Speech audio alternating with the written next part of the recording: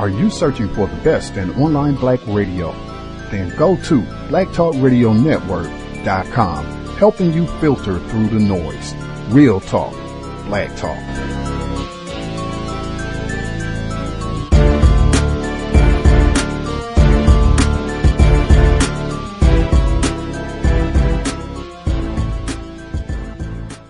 I wish I was in Dixie. Away, away, way down south in Dixie.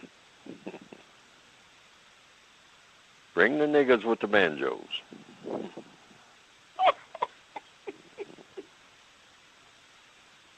Send in the clowns. Oh, I wish I was in the land of cotton. Oh, times there are not forgotten. Look away, look away, look away, Dixieland. In Dixieland where I was born, early on one frosty morning, look away, look away, look away, Dixieland. Then I wish I was in Dixie. Hooray, hooray. In Dixieland I'll take my stand to live and die. According to police, Dedman, with 2 teenage girls as his passengers, drove to a local McDonald's, meeting up with the rest of the group. There, according to witnesses interviewed by police, he said, "I ran that nigger over." He was not remorseful. He was laughing about the killing.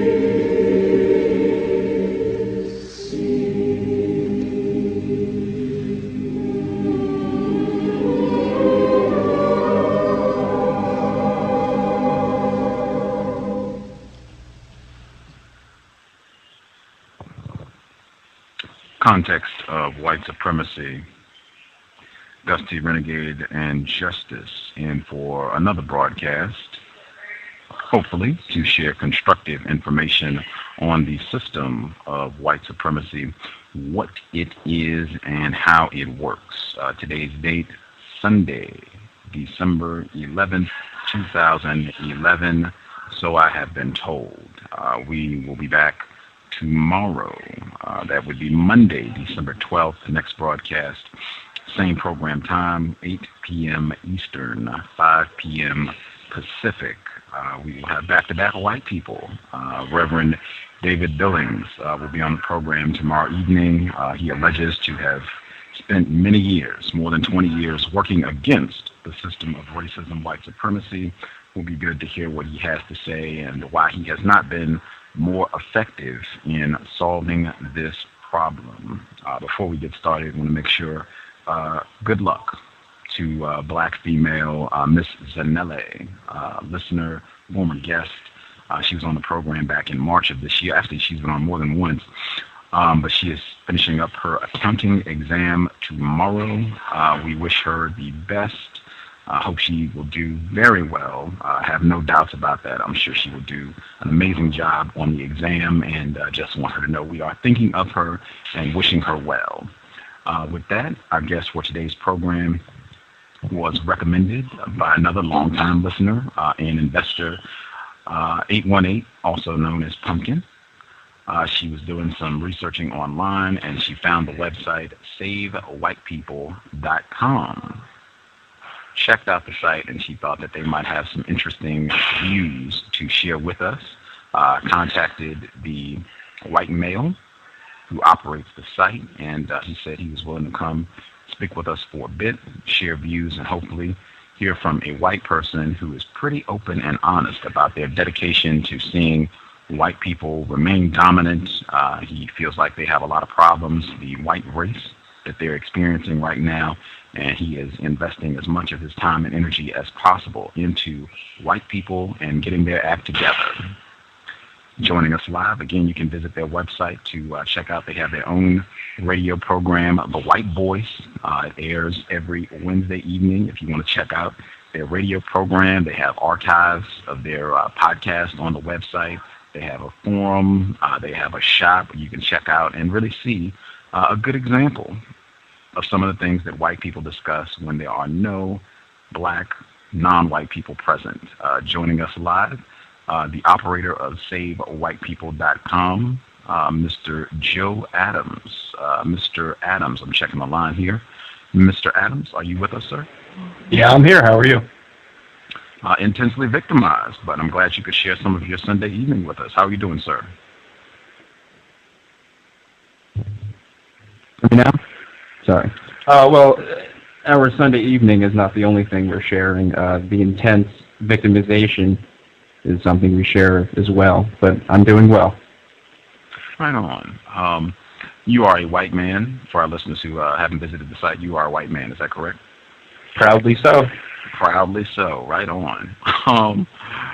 I guess to get started, I've given out the website for folks to check that out, SaveWhitePeople.com. How long have you been running this website? Any information that you would like to tell folks about the purpose of this website? Well, the website has been around since May 2011, and the object of the website was to inform people of the horrible things, the detriments, and the non-white supremacy, which we'll get into a little bit later, that face our race. Oftentimes, in the media, there are things that are not covered due to a bias, which we'll also, I'm sure, get into later on in this show. And we wanted to give the white race a voice, a non-violent, I hate to use the word, but progressive website. And we have a show, as you said, a blog and all that. And originally it started as a religious broadcast for my religion, which is creativity. And now we kind of keep it topical. We realize not everybody out there, obviously, adheres to our religion. So we work with white people of all religions across the world, different continents and countries, in the effort to spread the ideas of racial loyalty and racial socialism, which are kind of one and the same. But that is basically what we're about. I guess for our listeners, that's a concept that you all, at least I've heard you speak about it on the radio program. When you say racial socialism and or racial loyalty, what do those concepts mean? Well, racial loyalty, I think anybody of any genetics can grasp what that means. It is basically being loyal to your race, showing preferential treatment to your race. For example, my religion of creativity expresses and commands of us to not have social intercourse with non-white races. For example, if you own a business, to show preferential treatment in hiring your own kind. Of course, when it comes to marriage, we also shun the idea of donating our money, hard-earned, which is heavily taxed as it is, to third world countries to feed non-whites. And in that, you find racial socialism, which socialism is a concept I'm sure you understand as well. And it's basically putting racial loyalty into practice. Okay. How would, and I said I was going to look at some of the different people, areas of people activity. How does racial loyalty or racial socialism, how would these concepts work in the area of economics? I know you just said that you would not want to donate or invest any money in so-called third world areas with non-white people. How would that work? Not so-called. I mean, there are areas of the world that are simply not evolved. Look at the Asian areas of the world. There are slave shops. Those people are treated poorly. And I might add that the majority of those nations are monoracial. As far as economics go, like you said, that's one part of it. And a couple weeks ago on my blog, I wrote a post about taxation. And obviously this country's in horrible economic times. And I realized a huge chunk of one's paycheck, essentially half of one's paycheck, is sent to the government for taxes. And it's really not fair considering the burden that it puts on the families of these people, white, black, other non-white races. And I said, what do these taxes pay for exactly? What these pay for, in essence, is for government programs.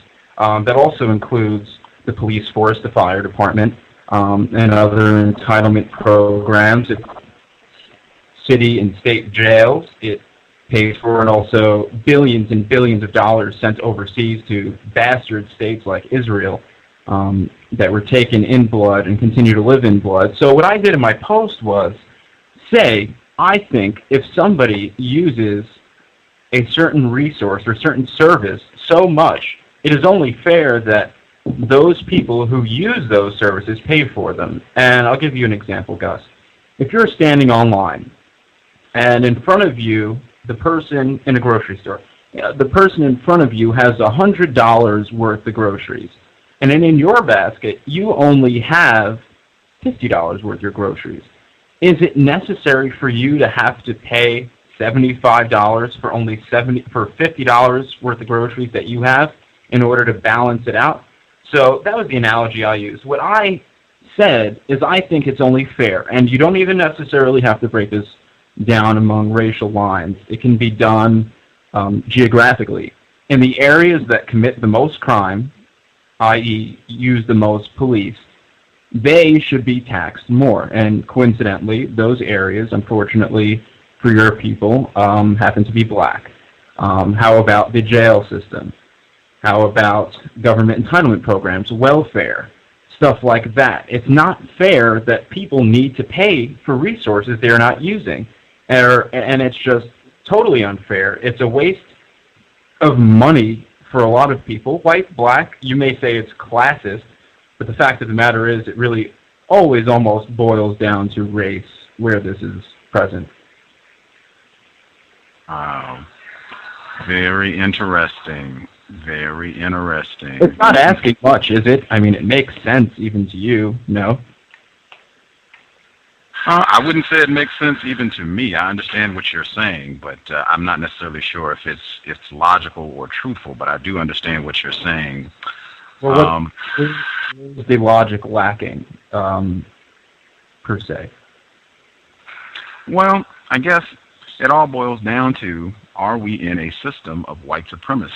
Now, you seem to think, based on what you said at the very beginning, that you are a victim of non-white supremacy. Now, I don't believe that such a thing exists.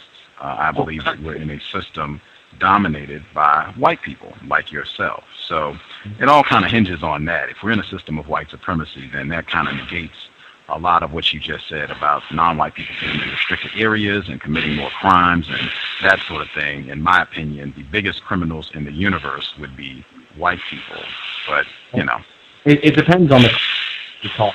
Now, if you want to talk about for example, strengthen my argument, the white race approximately, as far back as I can go, well, actually as recent as I could get, was several years ago. And the white race is responsible for taking in 38% of the welfare benefits as a racial breakdown.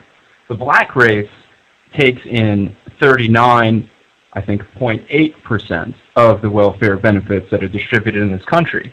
Now, one will say, wow, look at that, we're almost even. But what people really don't understand upon the surface is that according to general census statistics, which are really flawed anyway for a number of reasons, there is a total disproportion there, where if we go by the government numbers, the white race makes up approximately 3/4 of the United States, and the black race only makes up about not even 13%.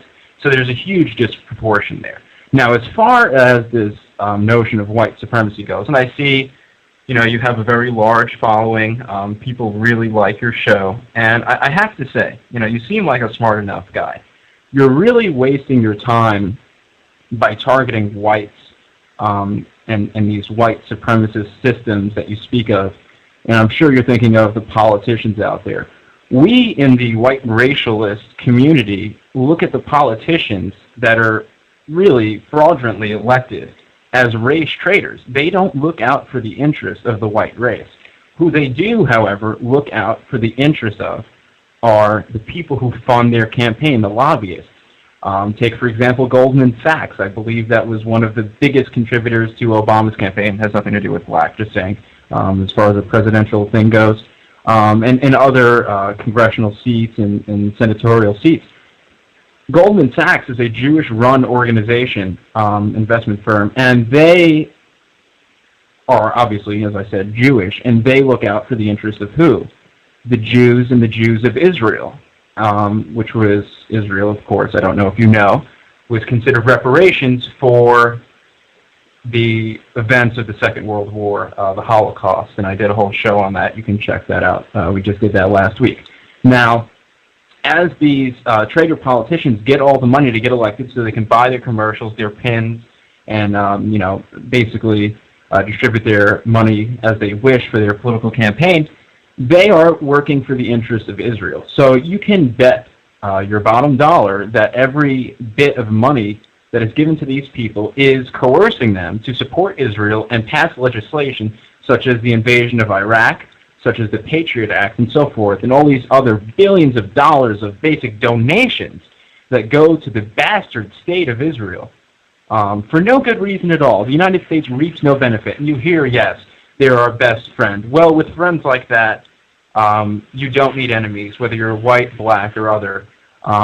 They're over there. We give them over billions of dollars a year. And what we're doing is not just giving them money, we're also giving them bullets for their guns to kill the Muslim and non-white, should say, people. And the problem, that is where we get into trouble. Then what happens is the Islamic terrorists, who I might add, Al-Qaeda and the Taliban and so forth, it's all a CIA United States operation. These people get mad at us for putting bullets in the Israeli guns that are killing their innocent children. And that is all at the interest of the Jews. Now, the Jews are not white. That is hang on, Mr. Adams, can I stop you really quick? Because this is important, because you just said the Jews are not white. And I had this written down as a very important question. I want to know how you determine exactly who is and who is not a white person. Because you have a post on your blog where you say that race is about 15% skin color, 40% culture, and 45% the way you act and present yourself. Now, I've never seen a breakdown like that before, so I'd like if you could explain to us how you determine whether or not someone is a white person. Well, essentially a white person is someone who's from the European region of the world, all those nations that are in there. A pure white person, not to have their blood mongrelized by any non-white races. Of course, in some cases, it's hard to determine how far back that goes, but somebody who looks white, speaks white, and acts white is a white person. Somebody who has the, Oh, wait a minute. You're going too fast. Wait a minute. You said looks white, speaks white, and acts white. Can we break those three down? Like, what do you mean when you say this person speaks white? What does that mean? Well, when it speaks properly, and I know there are songs out there, because I frequently search my show on Google just to see who picks it up and stuff like that. And I don't know the name of the black artist, but there's this big thing going around about when you get on the phone, you put the white voice on, which is coincidentally the name of my program. You put the white voice on when you get something done. So I don't think you have to split hairs to figure out how a white person speaks in most cases. Now, as far as those numbers in that blog post, while they're up there, that's our most popular article. Those numbers are, I could change those numbers around, but the skin color portion of it would really only factor in between 10 and 15% in my estimation, because I don't necessarily, I don't hate somebody for the color of their skin. However, the color of one's skin is the way nature determines differences and enemies. The races are not friends, and if it was intended for us to be friends, we would have different races amongst, in the same region, and that's not so until it was forced upon by slavery and all these other things, and immigration ultimately. Now, as far as culture goes, there's a lot of things that the white race has produced. We have produced great music, literature, art, civilizations, to really be broad, and we have done a great deal for this world. Now, you may take offense to this, but as far as the title of your show goes, and the notion behind it, and I've heard White Devils, I listened to some of your old shows, and number one, your problem is not with us, but second of all, blacks should be thankful that whites have incorporated them into their society. Now, I understand the means of which are wrong. Slavery is wrong. I don't condone slavery. I think it is the ultimate and original sin of the white race, is not doing their own work. And that's something we need to be, we all have an understanding about. But blacks should honestly be thankful that whites have brought them into white regions of the world, because if it wasn't for that, blacks in all likelihood would still be in Africa, running around naked, eating themselves and each other, while killing each other, raping each other. For example, and I know that's hard for some people to digest, but it's a fact. The black race is literally, to my knowledge, the only race that has not produced so little as a written alphabet. But what we did was, and like I said, through unnatural and wrong means, we brought the blacks to the United States, or bought them, I should say. And as they were brought here, we gave them opportunities eventually, 200 years or so down the road. Late, I understand. But well, wait a minute. I'm still, and I might just be confused, but I'm still trying to get this, how you determine who is a white person. Because at one point I heard you say that the skin color part, and your blog post, you say it's only 15%. That's really a small chunk of what this is all about. That 40% of it is about culture, 45% of it is about the way that you act. And I'm just listening to what you just said, and you said about art and culture and music, and civilization. Yeah, you mentioned that too, whatever that means.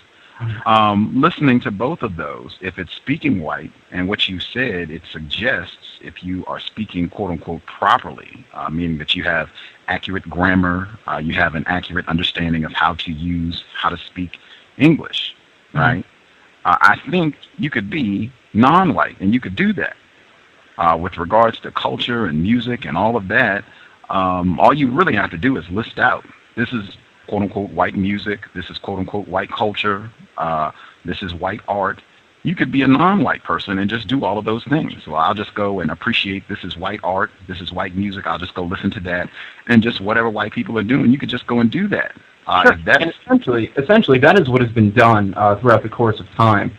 For example, and we're talking white and black here tonight, blacks have never so much as invented the wheel, or incorporated the wheel into their own society. They haven't been able to make the wheel when they were restricted to, and of course before the internet, where you can go look up stuff on Google, to make a wheel. They carry things on their head, and that is one of the biggest things to me that is difference between races, is the written language and carrying stuff on their heads opposed to using a wheel. The African region of this world, it has some of the most, or had, before it was infested with AIDS, some of the most fertile land. So much could have been done with that. But yeah, and I think you'd understand that. I mean, you certainly sound like an intelligent enough person, someone who's well researched, and you'll see what has been made over there, other than more African babies. Essentially nothing. And the mortality rate in Africa, and I don't have the exact number in front of me, but I believe a huge chunk of children died before the age of 8 and 14. If you survived 8, you're lucky, but you're probably not going to survive till 14. And it wasn't until Africa received aid from all other countries, mostly white countries, I might add, that their mortality rate greatly dropped, or I guess you can say went up. Their age range went up. And I think that's what we have to understand here as far as the differences. Well, let me ask this really quick. Man, oh man. What, to your understanding, what globally, I'm talking globally, not just the United States, globally, what is the current population of white people? Like the percentage. What percentage of the current global population is white, according to what you... Much like the unemployment rates in this country alone, I'm sure it's very hard to count populations, but I understand it's around 7% of the world's population, which has greatly decreased over the last decades from around the high 20s in percentage. And the white race is becoming extinct, and the other races are truly expanding. Not just the black race. The Latrinos, as I like to call them, the Latin people of the world, they have tons of children. The people of India have tons of children, and then of course the people of Africa, who have tons and tons of children. You said, I just want to make sure I heard that correctly. You said you like to call them Latrinos. Is that correct? Okay, got it. Got it. Wow. I want to make sure. I want to give my co-host an opportunity to ask a question, but since we have a white person who is all about being honesty, I did want to ask, number one, have you ever had sexual intercourse with a non-white person? I have not at all, ever. I am actually not attracted to non-whites. It's just something, I'm only attracted to beautiful white women.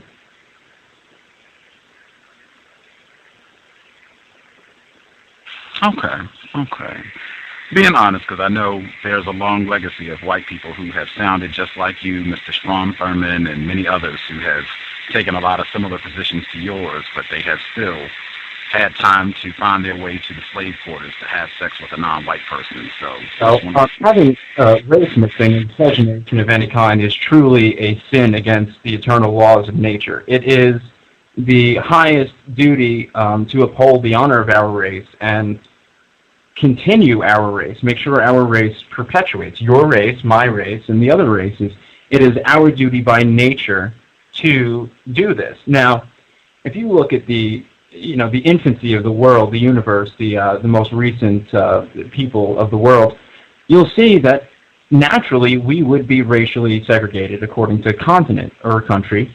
And it wasn't until different things happened where the world and the country itself has become a melting pot. It has become mixed race.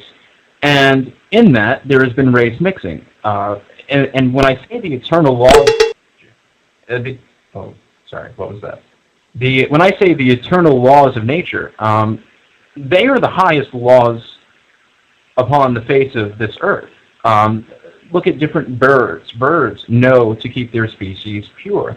You won't see a cardinal and, say, a blue jay, or hell, even a pigeon mating. And to us, we believe we possess the greatest genes upon the face of this earth, due to our history on this earth. And it would be almost like a bald eagle, a great bird, mating with a pigeon to mate with somebody outside of our race. Now that is interesting. Just that segment that you just shared with us right there on two accounts for me. Number one, if it's, hey, we should all be left alone, right? Black people, white people, we should all just be left alone, leave the black people alone. I think you said that on some of your blog posts in your radio program, that we should leave them alone, don't give them any funding, just, let them stick to themselves and they'll die out on their own, talking about black people, and not having sexual intercourse with them. Now, if that was true, I would say there's a large body of evidence that would say white people don't follow that at all. If that were true, slavery would have never happened. If white people were just going to leave black people alone, we wouldn't have a lot of these problems. If white people just said, hey, we're going to stick to ourselves, we're not going to mess with anybody else, we'll just have our section and leave the rest of you non-white people alone, we would not be having this conversation right now. And especially with regards to the sexual aspect, man, there is a long record all the way back to Thomas Jefferson of you all not sticking to that code and running around raping black females, black males, black children. And you seem like an intelligent person. You can't, I mean, I'm not telling you anything you don't know, right? You know Strom Thurmond had a child with a black female. You know Thomas Jefferson, child with a black female, right? Well, I know those arguments are out there. I don't know for sure. Strom Thurmond's family publicly said yes. This is he had a child with a black female. Carrie Butler, his family, after he died, came out and said yes. They didn't deny this at all. You know this, right? Well, that's his business. I'm not concerned with what he or Thomas Jefferson or whoever may have done.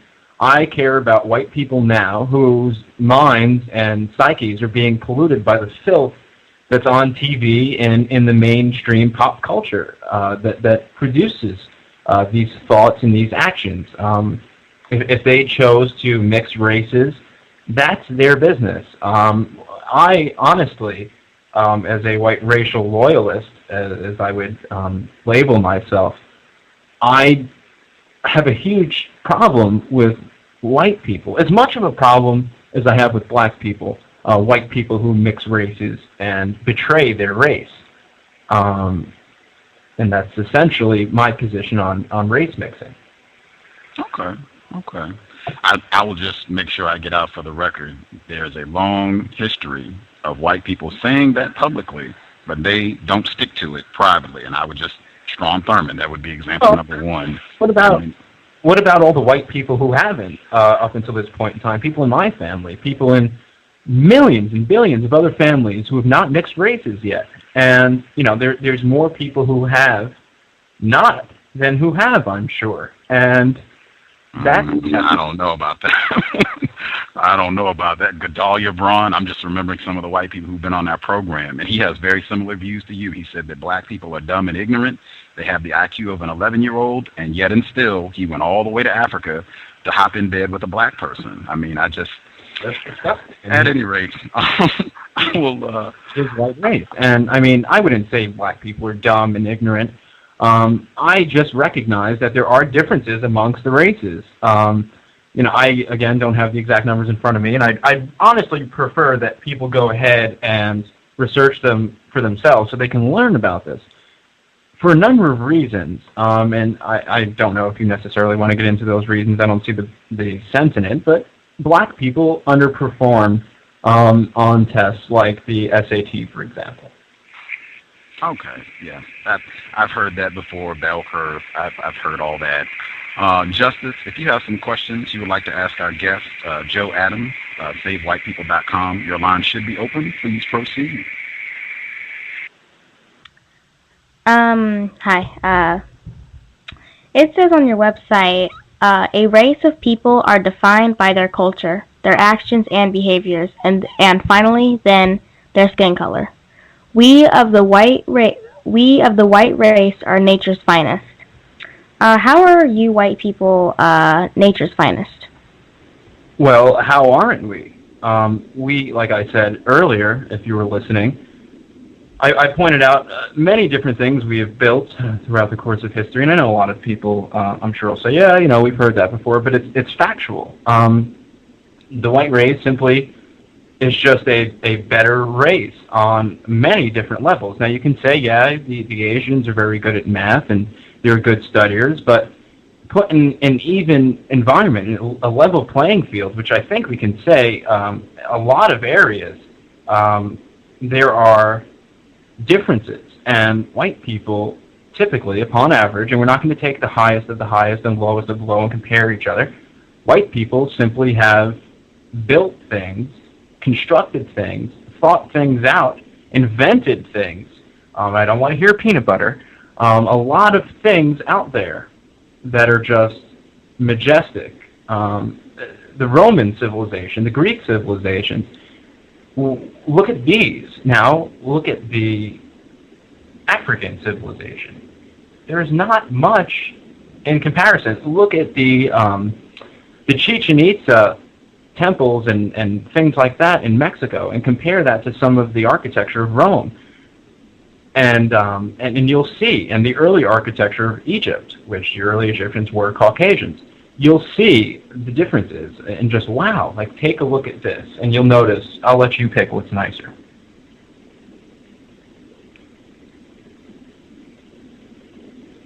On your website, it says let me see, where is it?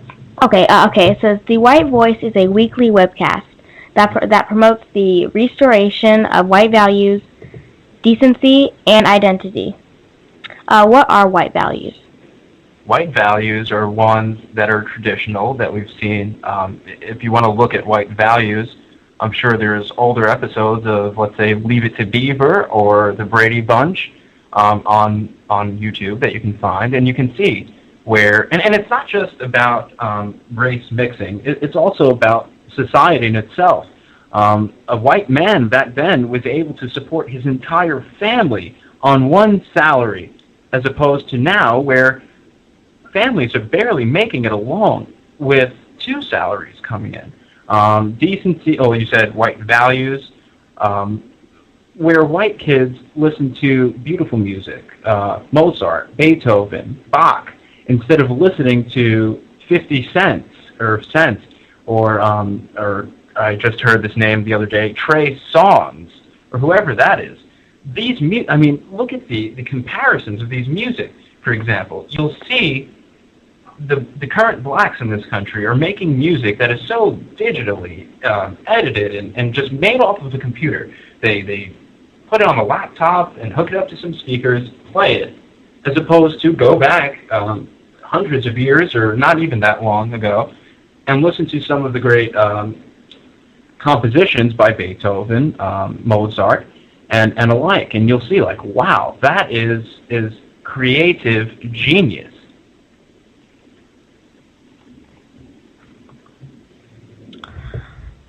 I found on your website, it says that each week during our live show, we provide a positive and drama-free place that celebrates white culture while promoting the survival, expansion, and advancement of the white race as a whole.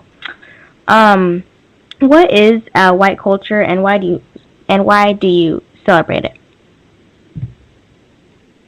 I believe I made clear what white culture is already. But for the second part of your question, why we celebrate it, because it's just going away. And as it continues to go away, it's going to disappear from the textbooks in schools, and we're going to be celebrating things that are not relevant and really, honestly, not worth celebrating. And much like when a family member or something dies, you want to keep their memory alive by remembering them, keeping them in your thoughts, in some people's prayers for those who pray, and that's how you keep it alive, I suppose.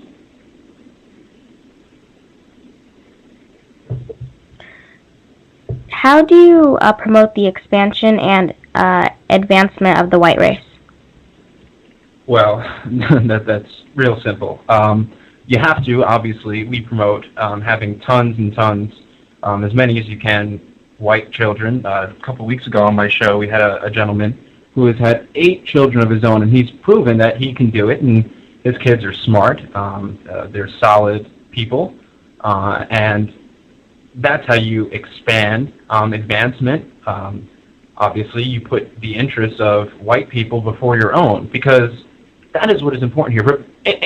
It's not happening, and it's wrong, because if we want to go by census statistics, like we said, the white race is approximately between 75 and 80% of this country. Sometimes if you live in urban areas, it's kind of harder to say. If we make up that much of the population, in my estimation, it's probably more around 60, 65.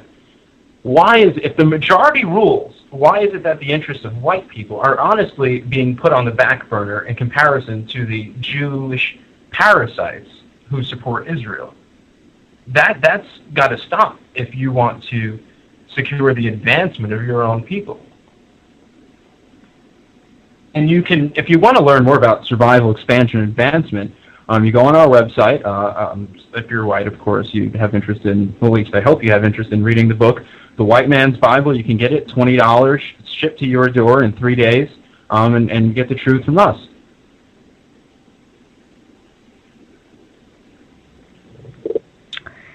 What is the only solution to white survival?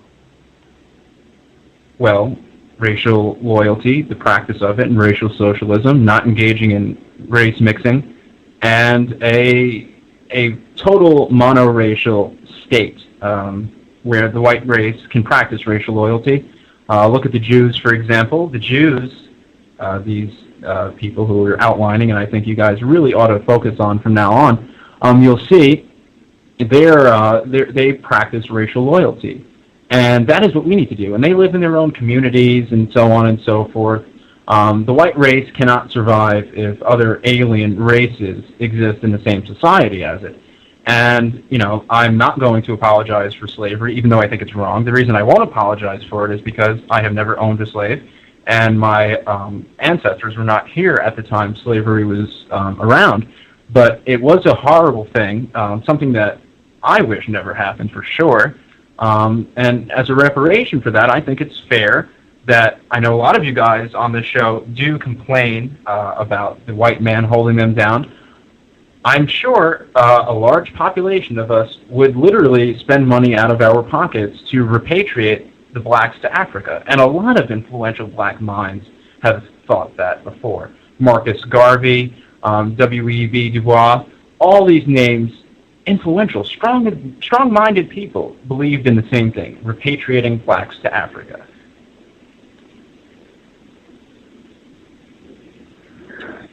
What do you want to save white people from?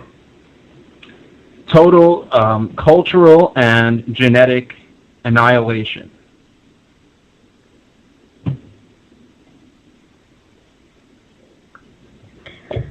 What is anti-white double standards?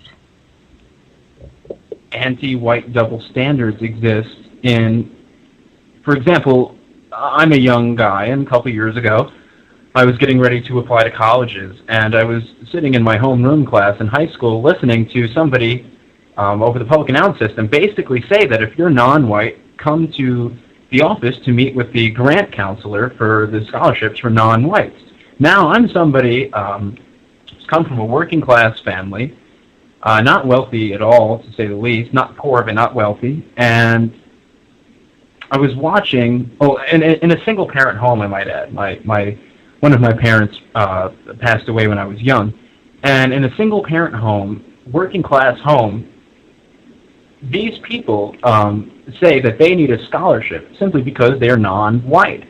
And that is a double standard in itself, because that is putting forth a stereotype that all white people are rich. And what I did see was Filipinos, or if you guys want to laugh, Filitrinos, as I like to call them, storming down to the office. And these children, get this, their children, they are the children of dentists, doctors, in some cases lawyers, and they're receiving financial aid when their parents probably make 3 times as much as my parents did at that time.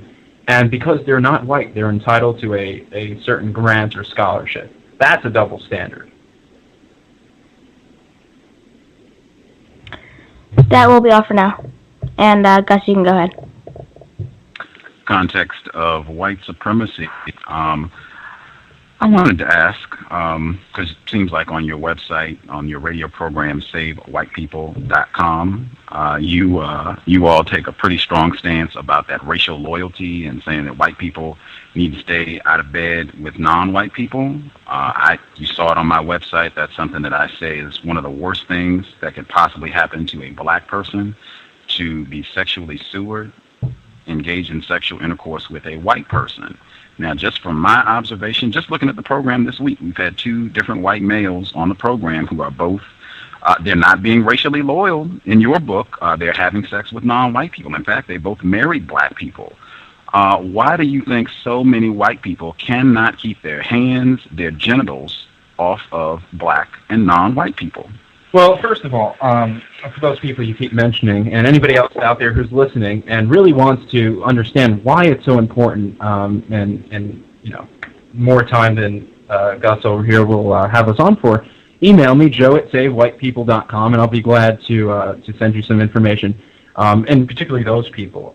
Now, you're asking a question that's really, in my estimation, kind of inappropriate. What about all the black people, the black males, for example, who love bedding white women? Did you know that 40? Well, wait a minute. I understand that. We got a lot of black people who are... I'd like, if you could respond to the question. I understand there's a lot of black people who love to be in bed with white people. I understand that, and I understand the psychology behind that. I want to know why there are so many of you all who cannot keep your hands off of non-white people. Why do you think that is, that you have to spend so much time talking about racial loyalty, stay out of bed with these heathen niggers? Why do you think that is? Why do I think it is what? That I need to discuss it so much? There's so many white people who seem to want nothing more than to be in bed with a black person. Well, I honestly don't see it that much. However, as far as race mixing is concerned, what I do see often a lot, trends is white males with Asians and Latrinos. That's something I often see. I don't honestly see as much black and white race mixing unless it's a black male with a white woman. As far as males go, just in seeing it, I don't know an actual number, just in seeing it, a lot of men take what I call the easy way out. Instead of sticking it out for young white women to perpetuate their race with, they take the easy way out to, I guess, for the sexual satisfaction of it, which is really disgusting to do that. And, it's also a double-sided question. Black women, for example, I believe 43% of black women between the ages of 30 and 37 or 35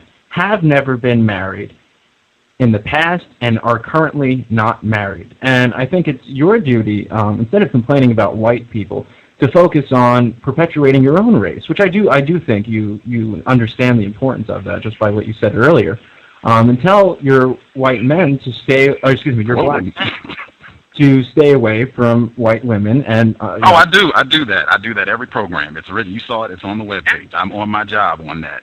Now, you said that you don't see, publicly anyway, you don't see as many white men being sexually engaged with black females. You see a lot with Asians. I see that publicly anyway. I see that as well. With white women, why do you think so many white women, because I do see quite a bit of that, why do you think so many white women are not being racially loyal, according to what you say, and just cannot keep their hands off of black males? Well, I know two young white women who did engage or do engage in racial mixing. And I've asked both of these people, what is the problem? Well, one of them came out and told me, and the other one I asked. The answers were similar. One I observed and one told me. The one who told me said, well, that's really all who wanted me.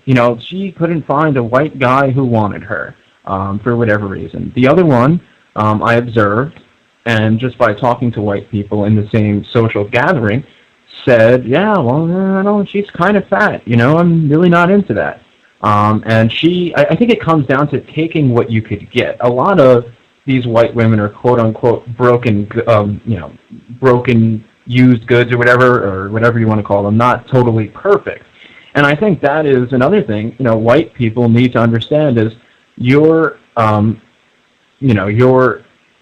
wife or girlfriend doesn't have to look like Jennifer Aniston or Katy Perry. All she has to do is be a good person, and I guess meet each other's needs, both in and out of the bedroom, I suppose, since that's what we're talking about here. So I think it's just a matter of what they could get, to be honest with you. That's just what I've seen. It comes down to what they can get. And, of course, the black men, in my experience, smell that, smell the prey, and they pursue. And they're just doing what their nature tells them to do, unfortunately. context of white supremacy, I see a couple hands, folks that have questions. I'll ask one more question, and then I'll get hands from folks who dialed in. If you have a question, the number to dial is 760-569-7676, and the code is 564-943#.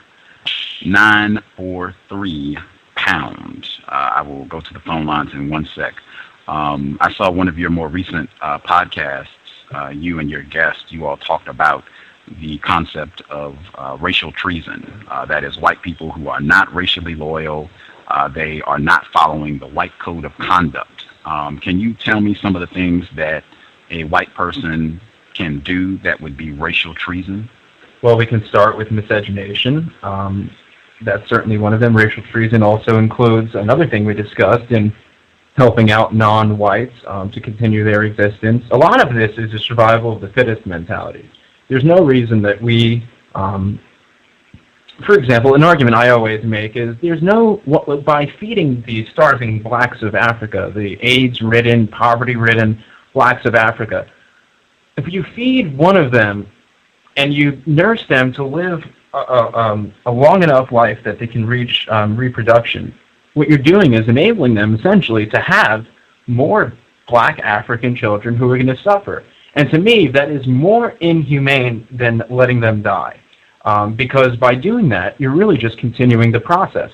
So that's one thing that constitutes racial treason. Another thing, I don't know if a lot of people would consider this racial treason, but off the top of my head, I'll say one of them is engaging away from your culture, not behaving like a quote-unquote white person, listening to the black culture music and basically all the things that I listed that determines your race. If you don't identify as a white person, that's basically racial treason as well. And there's more things that are probably just not coming to my mind right off the top of my head, but those are essentially the big ones that constitute racial treason. That's interesting.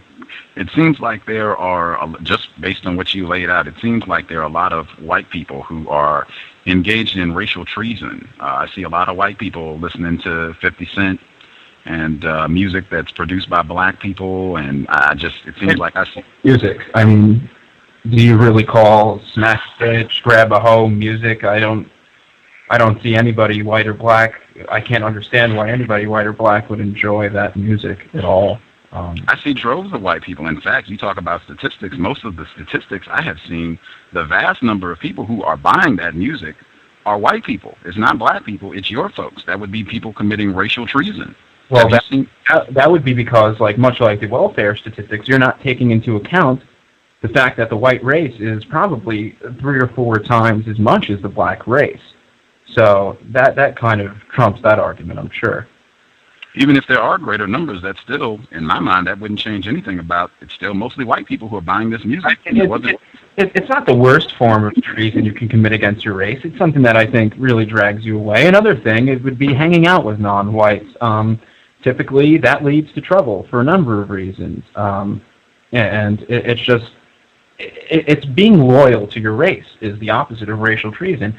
And I honestly don't see what is so offensive, and I'm not saying you're finding it offensive, but for anybody else, what is so offensive about the concept of racial loyalty? I encourage it for the black race, the yellow races, and the brown races. I certainly think, it's worth for everybody. My religion of creativity. I have said multiple times, if every race of people had a religion like this for their own, they would, society would eliminate tons and tons of problems because everybody would understand the importance of perpetuating one's race. Okay. I want to make sure we get some of our callers in.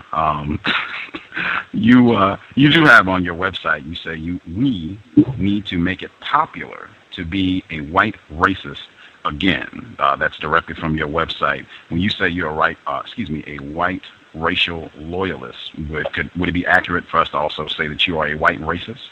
Absolutely. I'm a white racist and proud of it because I don't know how far you digged into my website, but I define what racism is. And what is race? I think we all know. Even some of the people of lower genetic quality understand what race is. What race is. And then you add the suffix ism onto it, which is the practice of something. So patriotism is being patriotic. So what would racism be? Understanding what race is. And that's what it is to me. And, you know, a lot of people, even white people, don't agree with that. I'm sure tons and tons of black people don't agree with it. But that is the basis of my my practices and beliefs, is just somebody who understands what race is. Because there are tons of people out there, Gus, who will have you believing that race doesn't even exist, that it's just some phantom quality. And that is really the furthest from the truth. And that's the way I see it. So yes, I'm a white racist. And as far as I understand that race exists, there are differences amongst the races, and it's important that we make sure that people understand this again. So if one is a white racist, what are they? They're somebody who understands that race exists. And people who understand that race exists and the importance of it, they will not engage in race mixing or, furthermore, racial treason. Racial treason. Right on. This is a question one of our listeners, E.H. Rasta, listener down in the Trinidad area. He wants to know what the bottom line is. What do you think should be done with black people, non-white people? Well, as I said earlier, I think it's important that every race has their own separate land to call their own, whether that be repatriating the blacks to Africa, repatriating the other non-whites to where they're originally from, as far as their genealogy goes back, and that's what's important. And I think for a lot of people, you know, it's not that we can't afford to not make this happen, it's that we can afford not to. And what you guys have to understand is it's not the white people that are holding black people down at all. It is white traitors to their race due to the lobbyists who are goo-goo gaga over Israel and want to make sure that they get taken care of. These people, we don't consider them members of the white race. We cannot in good conscience call these people nature's finest when they behave like that and commit such treason amongst their race that leads to so much death and destruction and horrors for the white people of the world. Okay. Repatriation, B.H. Rasta. Although I am sure there are quite a few white people in other parts who do not want to see non-white people relocated, but there you got that answer. The person who dialed in on the talk shoe line from Massachusetts, and there are a lot of hands up today, so it would be great if we could have questions and not long comments from any of the folks. And I'm actually going to have to kind of enforce that today. Questions, because there are a lot of people who do have hands up today. The person who called in, I'm going to try and take these in the order that people put their hands up. Person who dialed in from Massachusetts on the talk shoe line, did you have a question for our guest, Mr. Joe Adams? Hey, Gus. Greetings, sir. Good to hear from you. Same here. Yeah, I got a few questions for this European man. I'll try not to be disrespectful, but I will try to, be honest. First, to me, he sounds like a bluffer. Like, he might have some information, level of, education or whatever, but he don't sound very, very smart to me, speaking with wisdom. First, he's saying that, so-called Europeans are superior and you're trying to maintain the race. Now, my question is, if you're trying to maintain your race, why don't you go back to Europe, move back into the caves where you would get no sun, you would stay white, your skin won't get no sun. You'd be a complete albino. You won't have blue eyes because somebody with blue eyes is one step person, is one step from being a complete albino. That way you can preserve your European race. Just go back to Europe. It was back our land. And another thing you said was that all black people were brought here to America or bought as slaves. There were black people here before the Europeans. You don't even know that, do you? And also, you said... If you're saying Indians, that's a different story. Now, as far as it goes with, go back to Europe and go into the caves so we can preserve the color of our skin. It is not about skin color per se. The importance of skin color is minimal in the racial discussion. As far as this land being here, who is this land going to belong to? The fact of the matter is that... Hold on. You saying now that land doesn't matter and who belongs to you, but you complain about the brown people that are coming here, right? Well, that's and you trying to preserve your... Hold on, man. You trying to preserve your race. Yes. Most of those so-called brown people got roots here before Europeans came here. You're right. Now, hold on. Another thing you're saying is that Europeans are superior.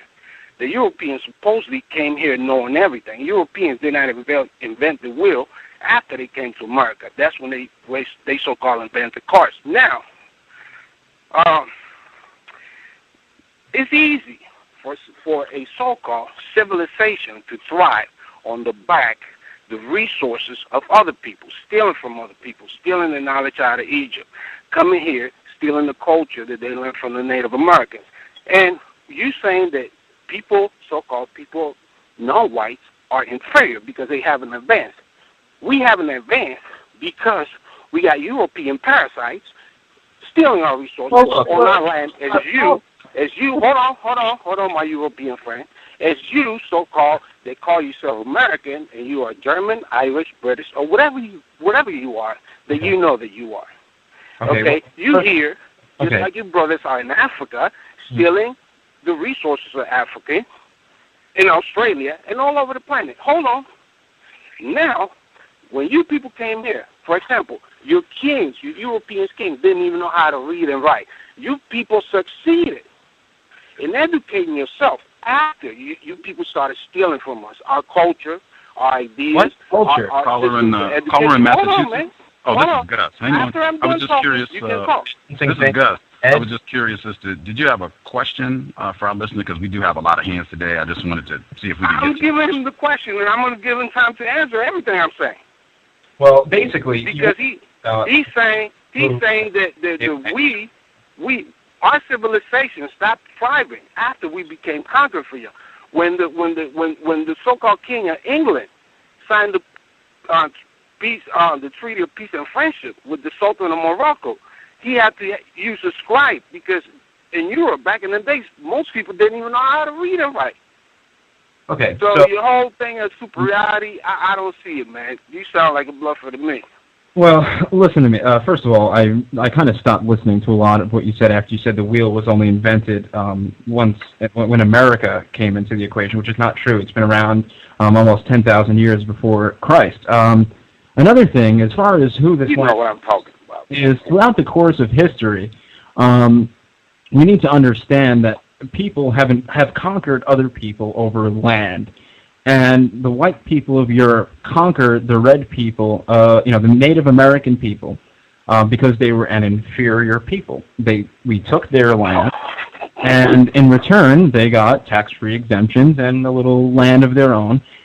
And that is what the basis of who this land belongs. No, my friend, you people came here starving, and then you turn around and stab everybody in the back. It wasn't just like that. Okay, you came here begging for food. When the Spaniards came, the first thing that Balboa sent back to Spain was, we found food. There's a lot of food here. The goal wasn't until later. It was about getting land where you people could come and eat, come out of the caves, learn to be civilized. That's the principle of dominating somebody and taking their land so you can thrive. I believe that's as simple as that. Now, you sound like a bluffer, man. You're just going to say whatever. Oh, well, you're someone who said the wheel wasn't invented until the 1700s, so I'll... You know what I mean, man. Talking about your superiority. Say what you mean. Now, as far as culture from black people, I honestly don't see that at all. As far as us holding you down, that's fine. There's a large area, a continent, in fact, that is predominantly black, and you can go and find the people of the world over there and see what they have produced since your people, your ancestors, have been gone. And, the only thing that's really been produced, essentially, is the AIDS virus. So, I mean, that's where we stand at. Caller in Massachusetts, hang tight. I want to see if we can get in some of the other folks who called in with questions. Always good to hear from you, sir. Let me see. The person who dialed in from, I guess this is California. Person who dialed in from California. Did you have a question for Mr. Joe Adams? Question for Mr. Joe Adams? Can I be heard? Yes, sir. Cool. Hello to the Gus and Justice and the guest. I just had a couple questions. We people have kind of split straws on the whole our Jew about the racial quote unquote origin or just the makeup of Jewish people. You said earlier that you told Gus that he should focus on the Jews, and that's who are more problematic towards us or whatever. And I just wanted to know if you think that Jewish people are white. No, the Jewish people are Semitic people. They are from the Middle Eastern lands. They are not white. That's where the phrase, for example, anti-Semitism comes from. They're not white. They may camouflage themselves as white to push their agenda, but they are certainly not white. No, that's not to say that there aren't Jews who have converted, whites who have converted to Judaism, but they're, the Jewish race is not white. No. So, just your typical Jew, I live in New York, you see, with the yarmulke, and they're obviously white people, so you wouldn't say that they were white?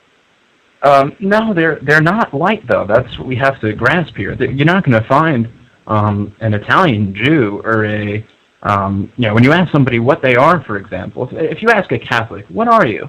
They're not going to say Catholic. They're going to say their nationality. But if you ask a Jew what he is, like the ones you're talking about, the Hasidic Jews, he's going to laugh at you and say, look at me, I'm a Jew. Well, do you think they benefit from being white people in a society that's dominated by white people? Well, if they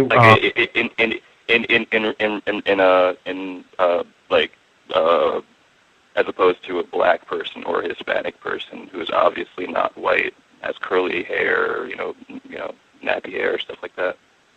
Well, the bottom line is that they are not white. I can't stress that enough. The other thing is, we have to understand who is truly dominating the world. And I want you to ask yourself, this country specifically, I want you all to ask yourself, what is the one thing that you must be in order to get elected to a major public office, such as the presidency of the United States? And the answer is you must be pro-Israel. You must see the brown-nosing that goes on in these debates about, Israel, Israel, Israel. You need to be pro-Israel, and that's for a reason. And that's because the Jew owns the means that will get these people elected. And, of course, in return... Okay. All right, I just got one other question. I've been reading a book, Urban Painter, History of White People. She goes into talking about how since before Greece and Rome even, white people have been enslaving one another. White males kind of taking advantage of their own females and of just, all neighboring tribes, and just the entire history of white folks is just full of subjugation of one another along tribal lines, and then stretching out into Asia, enslaving Asian people, and, just all this just kind of just it seems like you just can't really stop taking advantage of people. So I just wanted to know what you think. I mean, it's interesting because a lot of your views kind of parallel with the views of the host of the show, except for, of course, particular ways. But how do you think that white people would proceed without having this endless source of free labor? If you get what you want, Like I said, slavery is truly the original sin of the white race, and well, can I just insert one thing? It hasn't really ended. The penal system that's free labor, just all of the money that people in the top tiers of the socioeconomic range make off of the people that are at the bottom. That if you want to look at the white supremacists, look at the owners of these major companies. Donald Trump, for example, is a white supremacist because the panes of glass that he uses for his big, huge buildings are made by little Chinese children of China. Those are the white supremacists, not the people like me who sit around and say, "Be loyal to your race." Well, I'm saying, like, how do you think that if you truly separate everybody from everybody else, and we all are all segregated, like, in your utopic kind of what your goal is, then how do you think white people will do at the first time in history that you've never had an endless source of free labor? How do you think that white people will do at that point? Well, I think at first, being the dominant race that the white race is, it would be hard for them to establish exactly who in the hierarchy, who is the slave and who is the slave master. But in terms of, like I say, racial socialism, it would be simple. Everybody would have their own niche in society.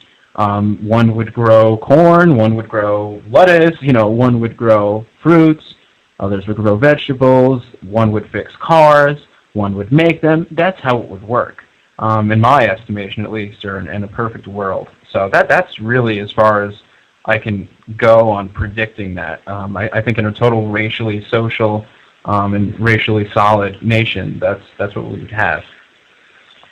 Hang on, caller in California. We had 3 other people that had called in with hands up.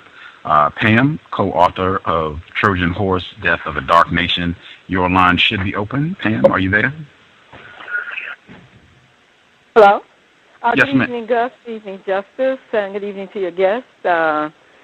I've been listening, and I just had a couple of questions for you. The first question I had was, given that white people, I just want to know if you agree with this, given that white people control everything in this society, and the resources, you don't think that white people have any power in this society? Absolutely not. And I hope you've been listening to the duration of this show. I'm really not interested in, to be totally frank with you, I'm not interested in helping black people, and I made that clear. However, just to give you guys something to look into, you need to grasp the fact that the white people of the world aren't ruling in the interest of white people. They're ruling in the interest of the Zionist Jews of Israel. That's why in the white supremacy movement, which I'm not even a part of, but in the movement it's called ZOG, Zionist Occupied or Occupational Government. So anything else you say is really, I'm not going to agree with, because I didn't agree with the first part. But you need to understand. Okay. Well, let me just ask a question. Sure, go ahead. Given that, do you agree with this then, that white people, the white people who are working on behalf of the Jews, that these white people have more power than black people in this country? Do you agree with that? In terms of being represented in government, No, in terms of wealth, in terms of access to resources, in terms of the ability, running companies. Do you agree that white people in this country have more power than black people? Let's leave the Jews out of the equation. Just a comparison between black people and white people. Do white people have more power in this country than black people? Would you agree with that? White racists? No. White people. Collectively. White people, and when you put it in proportion to statistics, I'm sure, obviously white people comprise more of the population of this country, so naturally they're going to be in higher offices of government or CEOs or CFOs of companies. So yes, I would agree with that, but it goes back to, again, what I said earlier. Okay, well, given that, do you also agree, if white people collectively have more power than black people, and I'll tell you why I believe white people have more power. White people control the educational system. They control the economic system. They control the political process. Wait a minute. They control, well, you said that black people haven't created anything, so it's difficult to believe that you believe that black people have more power, since you say black people don't create anything. So let's agree that white people control the corporations, or at least that white people have more power. That being said, if white people do have more power than black people, and I don't see how you can really debate that unless you just want to be contentious. Given that white people have more power in this country than black people, seeing that you run the police department, you run the fire department, you run the legal system, you run the prison system, you run the educational system. That being said, do you think it's reasonable to also say that the people with the most power also have, if they take the most credit, they also have to take the most blame?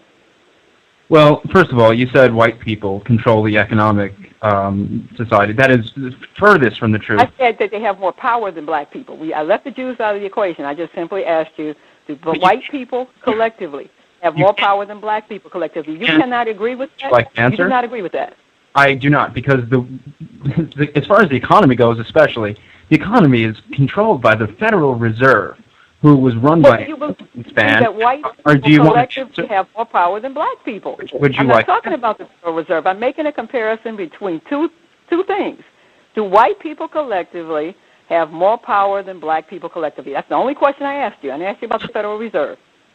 You actually did. And can you agree on that point, that white people collectively have more power than black people collectively? Can we agree on that?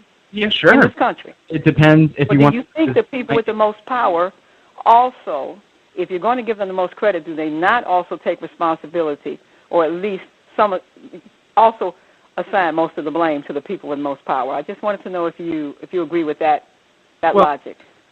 As far as taking the most blame, I believe anybody that is empowered needs to take the blame, white, black, or otherwise. But as far as, and I see something coming up in the chat room, you asked about the economy. The economy is determined by its interest rates. It's determined by the GDP. It's determined by a number of things. The business cycle, which is determined by the Federal Reserve, which is a Jewish-run private bank. Just because the name Federal Reserve is there, it does not mean that it is a governmental thing, which it is not. It's a private bank, a counterfeiting scheme that exists. Now, as far as... I understand that. I just got another question for you because I want to hold the line. What do you see as the solution to this problem that you see of non-white people and white people saving themselves? What to you, if you had to give one solution, one major solution for how white people could save themselves, what would they do with non-white people? What would be your solution as far as what should be done with non-white people?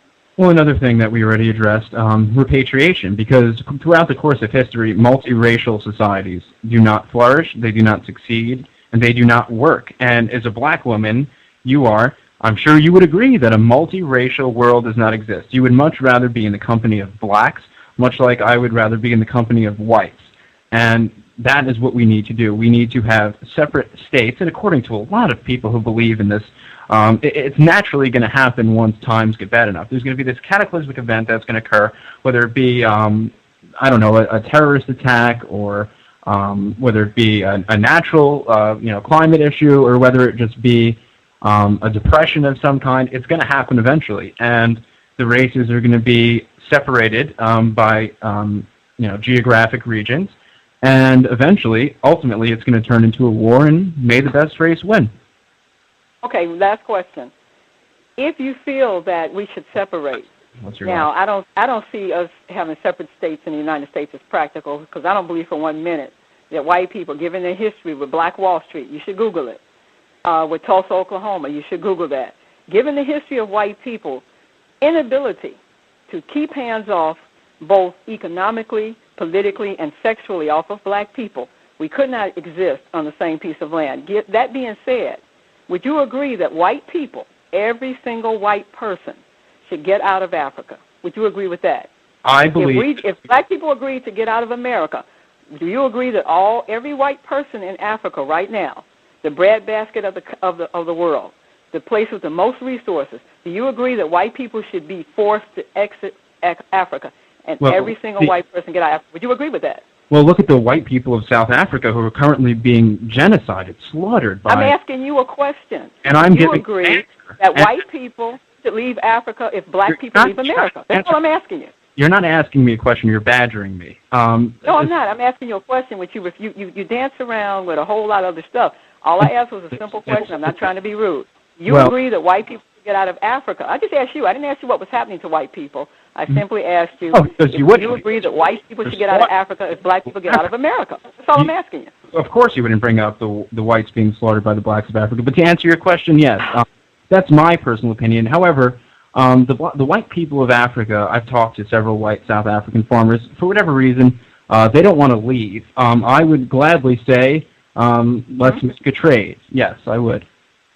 So you agree that white people should have hands off Africa, leave Africa alone, if we agree to get out of America. I think that that's pretty much a great deal. I would love to see that happen personally. Yeah. And thank you for answering my question. Sure. And, I think what we have to understand, too, while I was being badgered, there's a lot of things that we have to look at that are not controlled by white people, per se. They're controlled by special interests, which are, they're controlled by government, which is controlled by special interests. And that is where the problem lies. Now, as far as the educational system goes, I have no problem at all segregating the education system. This way, blacks can truly be taught by their own, and there would be no complaints.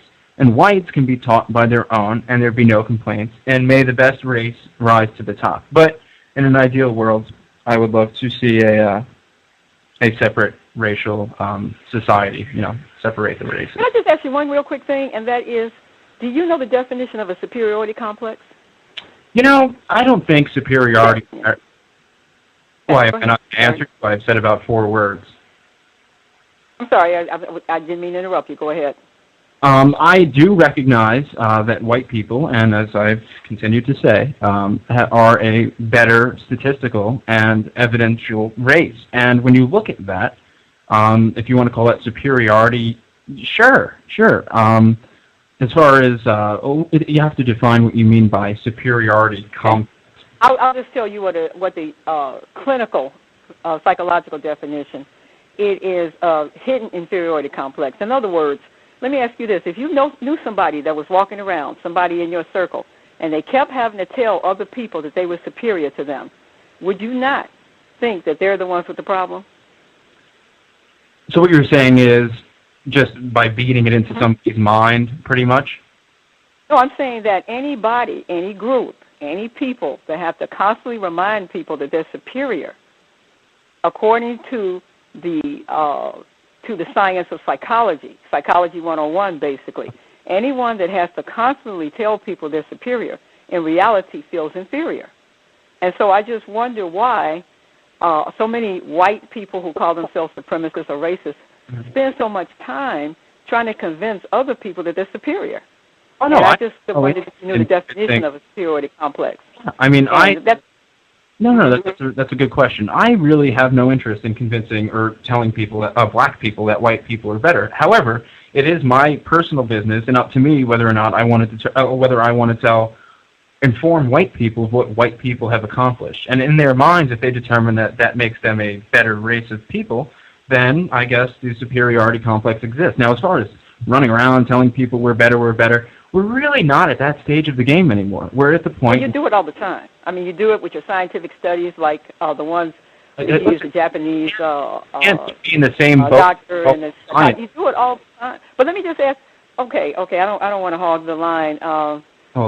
Wow, all I can say is it's amazing to me that you could make so many statements and you haven't read anything about black inventors. You think black people haven't created anything. You haven't read anything about black civilization. You even have one of your own authors who wrote a book and described that white people are the reason that Africa is poor. So what I'm just saying is I would strongly advise you to do a little less rhetoric and a little less reading of rhetoric and really dig deep into the history and read the history as it's written and not the history that confirms what you want to believe. That's just my suggestion because, honestly, I can listen to you, and you really don't know history.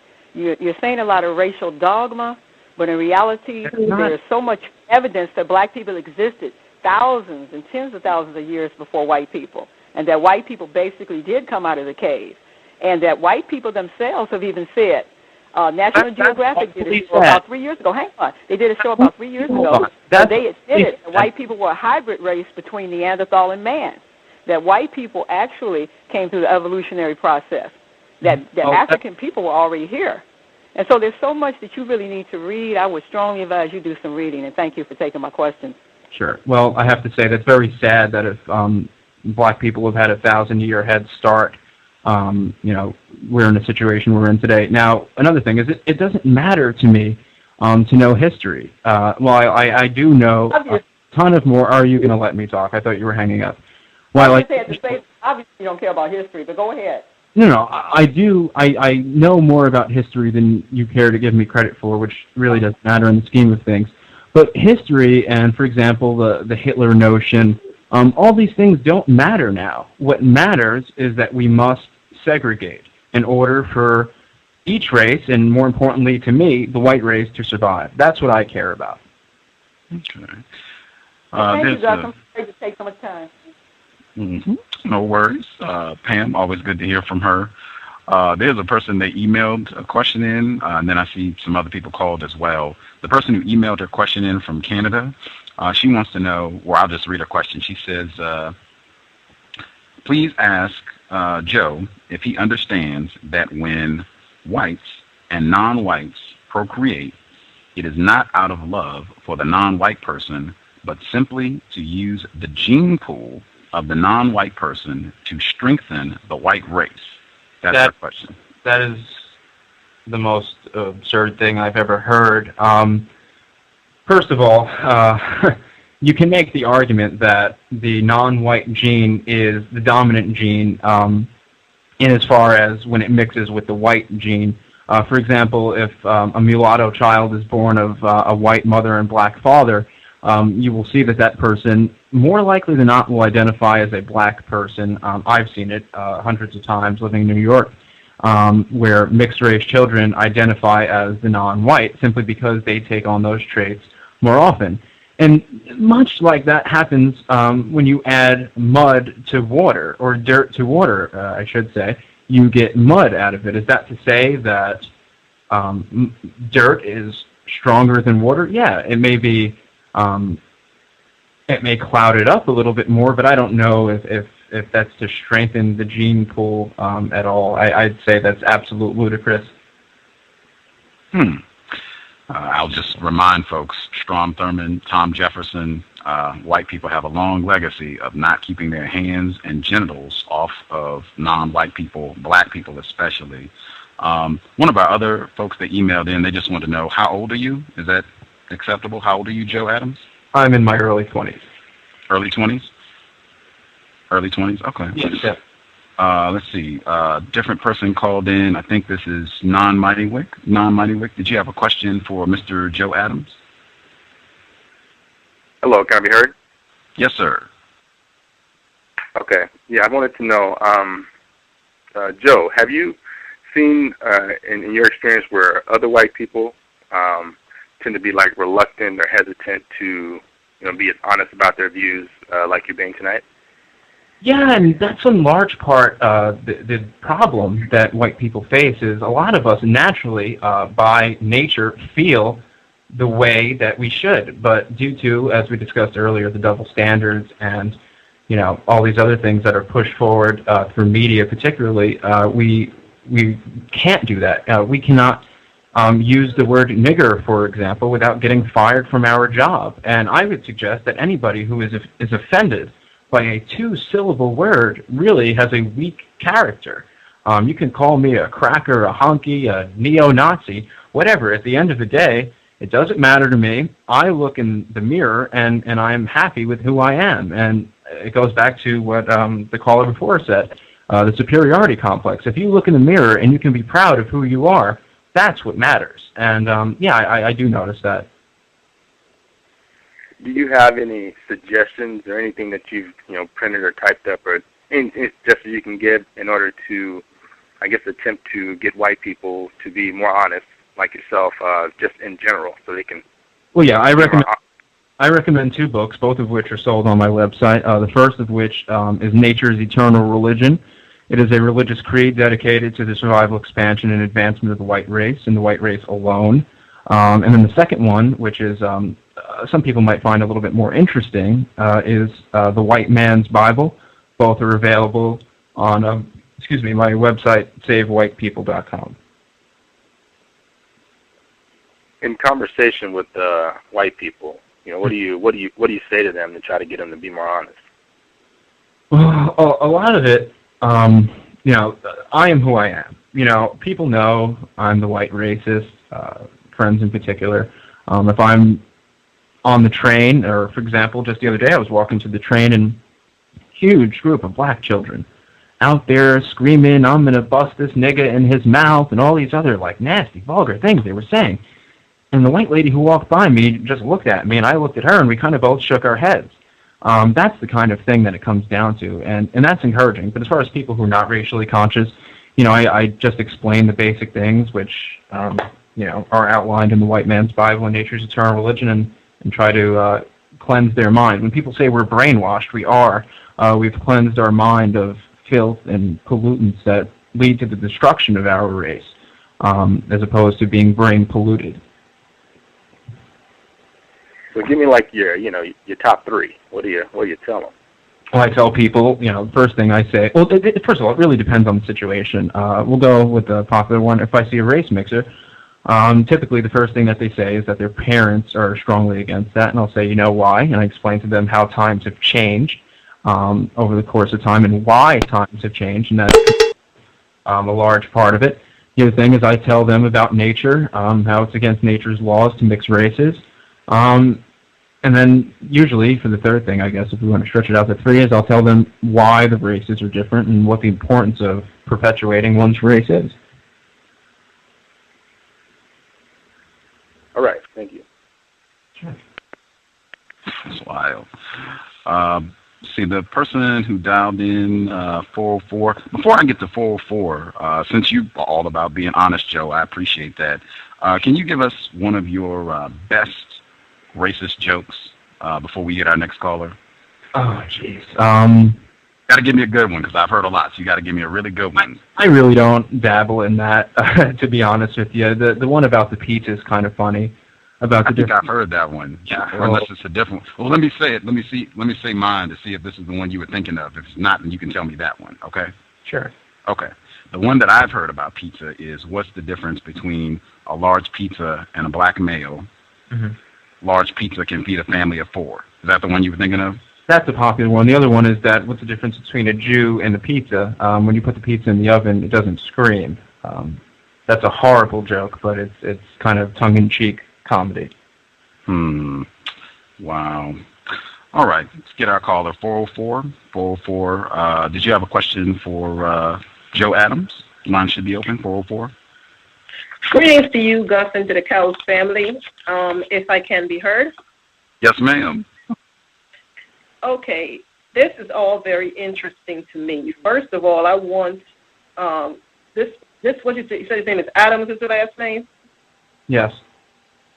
Okay. You said that your people, they were recent immigrants and they had nothing to do with the slave trade or the slave Holocaust, and therefore that you don't feel that you should be held responsible for what other white people did. Is that what you were?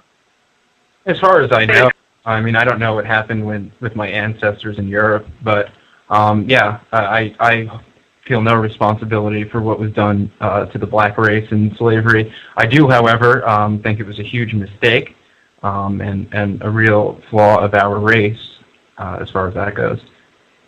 Okay, when you say race, who came up with the concept of race?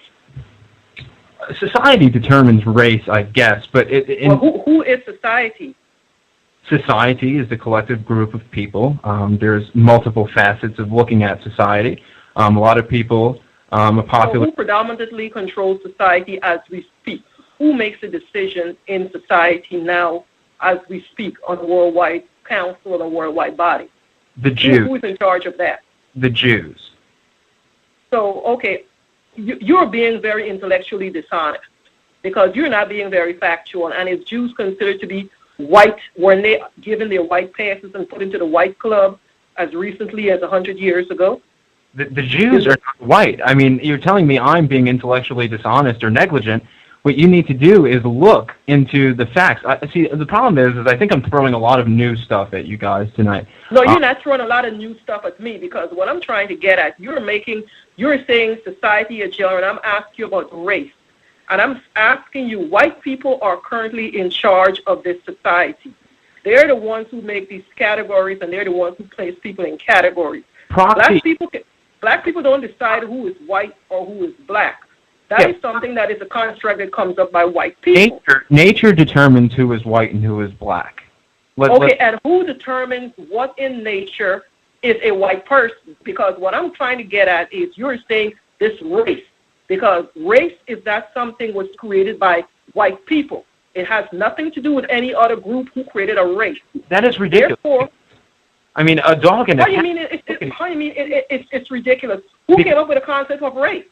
Have you done your research to show where the concept of race came from? What does Who came up with it? Who came up with the concept of race? It exists.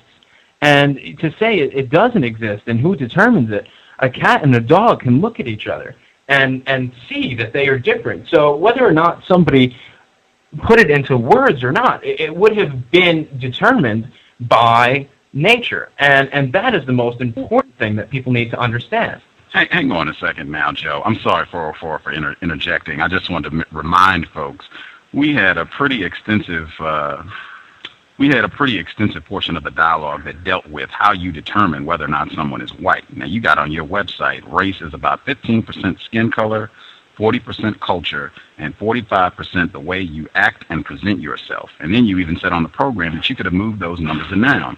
You could have moved those numbers around. To me, that suggests that it's not nature. That suggests that it's people like you who make up this concept about how you're going to determine who's white or not. I mean, I understand where you're coming from, but what we have to understand is, when we look at a race of people, what determines that race? And society, I was a sociology student for a number of years, and I wrote that article, which was months ago, when I was in the middle of studying sociology. And I determined the social definition of race. That's basically what it comes down to. Nature is a number of things, and nature determines one's race. I don't know how much more I can simplify that. No, because what I'm getting is a lot of double speech that's coming at us here, because you're making about race, and the only thing that I know of is that the white person is the one who came up with this concept of a race and set people up into different categories based on shades of skin color as to what it is that you're supposed to be in. It has nothing to do with any biological features or whatever. It's something that the white man set up for himself, and since a race is a competition, and he sets this up, then he has been in competition with everyone else on this planet, all the other ethnic groups, and starts creating the concept of race. What you're telling me is that race doesn't exist? You don't think race exists? I did not say that. I did not say race doesn't exist. There is a human race. There are other ethnicities. The white man, when he walked around the globe and he saw that he was a minority and not the majority as he's been projecting onto everyone else, he came up with a race. A race is a competition. And he has put this concept into place about a race. And if everyone else running around talking about, I'm of a white race, a black race, a yellow race, and all this other foolishness, when there's only one race, a human race, and there are other ethnicities that falls within this human family. So you are being very disingenuous when you are saying, because you have to define, so far you haven't defined for me what is white. But let me move on from that.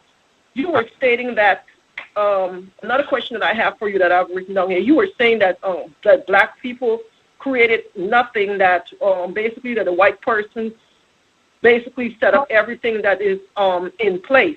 So what I find a bit challenging is this. If the white man was such a genius that he's going to leave his cave in Europe and come all the way over to Africa and set up the pyramid system, the alphabet, and everything else, and he's going to put it in a foreign country that he has no lineage or no ancestral link to, so why the heck he didn't do it in Europe? He came out of Europe. We have yet to find any of these things to compensate of all of these things that we have found in on the continent of Africa. So you need to explain to me how it is that you are so intelligent that you would leave your land, because everybody leaves a lineage, a mark on their land of the greatness that they have done, the Great Wall of China, etc. We could go down the line. I have yet to see the white man have a pyramid system set up yet in Europe. Comparable people of Egypt. the people of Egypt, it is a well-known fact that the people of Egypt, either King Tut was either the first non-white or the last white king of Egypt. Those okay, where did you get this concept from? That King Tut was a have you ever been to Egypt? No, I have not. Have you ever been to Egypt? Okay, I've been there. I've never. And I can tell you, I've been on archaeological digs. I have been to Egypt, and I can tell you, there are more pyramids in Sudan than there are in Egypt, as well as more of them in Ethiopia. But what I'm saying to this, if the white man is such a genius, is how it is that he's going to leave his land in Europe, come to a strange place, build this marvelous wonder that has never been duplicated yet, and you're going to say that you are such a genius, then you should have been able to duplicate this and replicate this in your caves in Europe. What does that have to do with? I understand you want to get to the basis of my arguments, but we're getting away from the problem here. I'm not trying to We're not getting away from the problem. Yeah. We're talking about intelligence. You're stressing that the white man is so intelligent. What I'm trying to stress to you is just like your concept of descended from apes. Because if you're trying to tell me that so-called the black man evolved from an ape, so why the heck has the ape not evolved back into a man if he came out of a dumb creature? Because when I'm looking at the ape, I'm seeing a thin-lipped, hairy, white-skinned person with colored eyes, and it looked like a European to me. Listen, you don't see hairy black people. The fact of the matter is I'm not going to pretend like I know everything like evolution. I mean, there's split evolution theories. Some people don't even believe the evolution theory is competent. I mean, there's a lot of different things like that. I'm coming on here and saying that I don't know everything about this. I will say that people will believe what they want to believe, like me, and you will believe what you want to believe based on your bias. What we have to understand, though, is this isn't a competition. It is a competition because you said you're in a race. You said that you are in a race. You're missing. So it's a competition because a race is a competition. And I'm not splitting hairs and I'm talking about evolution. I'm just talking basic science. Okay. I don't believe that I came from a dumb creature because I can't see an ape producing something much more intelligent than itself. And thousands of years later, the ape is still the dumb creature. It has not evolved into a much higher state. So the fact does not make any sense. Yeah, I mean, the bottom line, I mean, we can talk about evolution all day. The fact of the matter is it's not something I particularly care about. What I care about is I am watching people who are white being victimized, and you can say there's people that are black being victimized as well.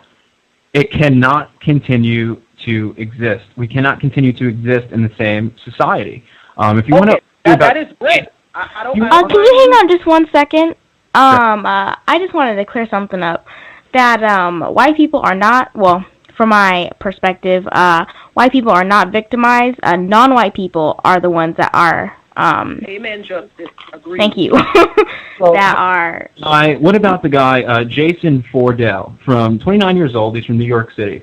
Back in, it's probably close to the end of the summer, there was a large group of black guys on the train who were extremely loud, and after spending a long day working, selling, I think it was some kind of apparel at a club somewhere, he asked if they could just keep it down. The response he got was, "F you, white boy," and they continued to pummel the crap out of him while beating him up for his race. We can go back and forth, guys, and argue, okay, white people... You're bringing out one particular incident. The black people in this country, as well as the so-called red people in this country, they can bring up thousands of incidents of their land. In New York City alone, black people make up 87% convictions, not arrests, so you can't argue the race card. They make up 87% of the violent crimes in New York City alone.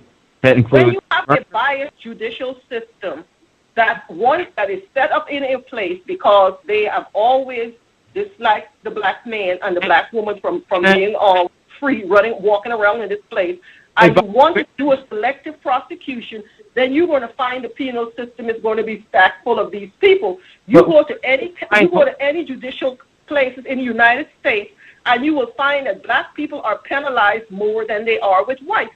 Whites can get away with crimes more than they can with blacks. So you tell me about a white man getting beat up on a train is not the same as Sean Bell getting shot down before his wedding, or a young man on the MARTA station that got shot because officers. That's why he Because the got police, Swiss cheese out no, of. but it's a white officer that attacked this man, pulled the wrong taser. We have this person here, Virginia Tech, that all of a sudden pulled a gun and shot and killed another white man. You see, it's a problem when white people go on the road with each What other. about the Asian man 4 years ago that killed 32 people of many different races? Are we going to target them too? The bottom line is we're talking about violence. Violence happens across the board. But when you're talking about group violence and violence within this country, I can show up instance. You need to do your research. You need to pull up some more sociological facts, because you only have to go and look at the history of the so-called native people in this country, where the white men have stolen and genocide and taken their land, especially Manhattan, since you're speaking about New York, for a crumb of beads and whatever else, and y'all got some valuable real estate. But so please do not talk about people stealing and doing things to white people, because white people have done more atrocious things to other people around the world. Let me ask you this question. What do you have to say to the people? You're making a totally different argument than the people who make the argument that, okay, the reason why blacks create and commit more crime is because they are held in lower standards, and whether it be how much money they make. I mean, these arguments. That is totally that is erroneous. No, people commit group crimes. People who live in a group, they commit crimes within that group. Black people within a group commit more violence amongst themselves, like whites commit more violence amongst themselves than they would when they step out of a group. But in your particular case with the Caucasian people, they have committed more genocide on every planet that on every continent that you can think of. The white men have went and slaughtered it. Look at Australia. Australia went from an Aboriginal colony to now a predominantly white colony, and it came from the slaughtering of those Aboriginal people. So now, if we want to talk about black people going back to Africa, I have no problem with us going back and claiming what is ours. But this country here, also the United States, belongs to the so-called native people. Y'all going to have to pack up and go also, because this is not a white country. The whites men only belong in Europe. Explain why Y'all need to move on over back to Europe, because we don't have a problem. If we can agree that everybody needs to pack up their bags and go back where they came from, then that is not a problem. Hang on really quick, because we had some people with other questions. Hang on. Hang on 1 second. I'm just going to take a quick bathroom break, to be honest, and I'll be right back. All right. No worries. Context of White Supremacy. I'll make sure we can get the other three people in. Woo, man, oh man. As Joe is taking a restroom break, blood pressure hasn't moved a point at any point during the conversation. Keep in mind who you're talking to. Man, oh man. Can I give I'll talk to you for. I'm sorry. Excuse me. Okay. Can I give one quick tip? If you are talking with a white person, I just wanted to recommend you stay calm. Right on. Right on. Yeah. Hey, because that helps me. That helps me. Yes, because this is funny. This dude did not do his homework. He did not research the C.O.W.S archives before he came on. He thought it was going to be a walk in the park. And I'm sorry. Go ahead. Oh, you can go ahead. Okay. And I also wanted to say that when Joe was talking about that nature has I forgot what he said, but anyway, you can go ahead, Gus. Well, sorry about that. I stay on the phone. Gus, you can go ahead. Cut out early. So basically, hang on a second, Joe. I want to make sure we have time to get in the other folks who dialed in. The person who called in, guest 17, your line should be open. Guest 17 on the talk shoe line. Yes. Hey, I'm a fellow white nationalist also, and I'm just touching base on the comment that Pam said. And when she mentioned that blacks were around thousands and thousands of years before whites were, Now, that's not really a proven thing. All they did is they found people in the continent of Africa, which, for the record, Africa got its name from General Africanus of the Roman army. And then, let me go on to further say that if you believe in evolution, now we all came from a single-cell organism, is that correct? If you believe in evolution. Or are you addressing this to? The host itself. Okay. Oh, say that again. Would you be able to answer my question, please? Say it one more time. Answer the question real simply. What does this, and I'm not, Right. we can get into this debate, but the bottom line is... just real quick, do you believe in evolution? Do I believe in evolution? Now, because... no, not you. I'm talking to the host of the show. Gus, is that your name? Yes, sir. All right, do you believe in evolution and that we all came from a single-cell organism? That could be. That's my approach. If that's so, and if I'm running off Pam's theory here, now if that's so, and if black people were around first, then therefore we evolved, right? Which makes us what do you guys call us? Supremacists? You basically be leapfrogging them. If you evolve from something, when something evolves, it becomes better. Yeah, exactly. If a mouse... Now, what are you doing? Just making up science? No, I'm not making up science. I'm running off of one of your guests' comments. They said thousands of years before you guys were around, or you guys were around before us. Now, if you equate in evolution, that it runs in. You guys said that the whole Neanderthal mixed with man thing. Now, I've read that article on Discovery News. All it's saying is we read out the crap. We broke out the crap that is inside of our bloodlines or whatever, and replaced it with new and improved genes, right? Listen, I mean, I'm going off your theory. If we're following what you're saying, the fact that Europeans are a hybrid race between man and Neanderthal, that's assuming that the Neanderthal is what you call the cream of the crop, which it is not. Basically, a hybrid race is a race that is an aberrant, that is abnormal. And this explains possibly why white people, listen to what I'm saying, this explains possibly why white people are becoming infertile, because hybrids die out. Now, my question to you is, how can Europeans be superior to people who are fertile, who are not dying out? You answer the question. Question for me. I'm part Italian here, and are you a white person? My people have no. Wait a minute. Are you a white person? Yes, 17. You yes, I already said that. Okay. Oh, you said I'm a European. I'm a man of European descent. So you're a lower caste European. The Italians, you know, are lower. I mean, you could subject it any way you want. Mixed race. Does that mean a white person? What's that? Does that mean a white person? Yes, a European descent. Now, you could go ahead and go into your Hannibal went in there and all that other crap, and he was only in there for 4 fucking years, whatever, with the Carson Indians. I really don't care for all that. I'm a white person. Shows in your skin and hair that you're mixed race. Okay. I have Italian. I'm partially Italian, and I have pinned straight hair. I don't see how that necessarily. Well, you can't be that simplistic to not know. Hang on a second, Pam. I want to try to get to some of the other folks that called in. No worries. The person that dialed in, Walking Bear, did you have a question for Joe? Yes, greetings, Gus, and Justice, and the rest of the listeners, and white power to the guests that called in. My question is, what are your thoughts on the book, The Turner Diaries and Hunter?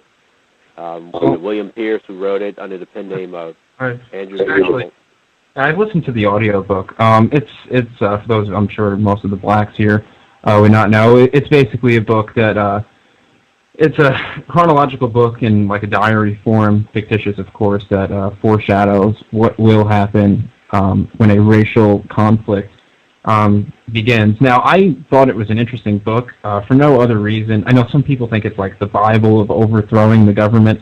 I just thought it was an entertaining book. It was well written. It just was. It's almost like watching a fantasy Star Wars movie or something. It's kind of just seeing something that hasn't happened yet.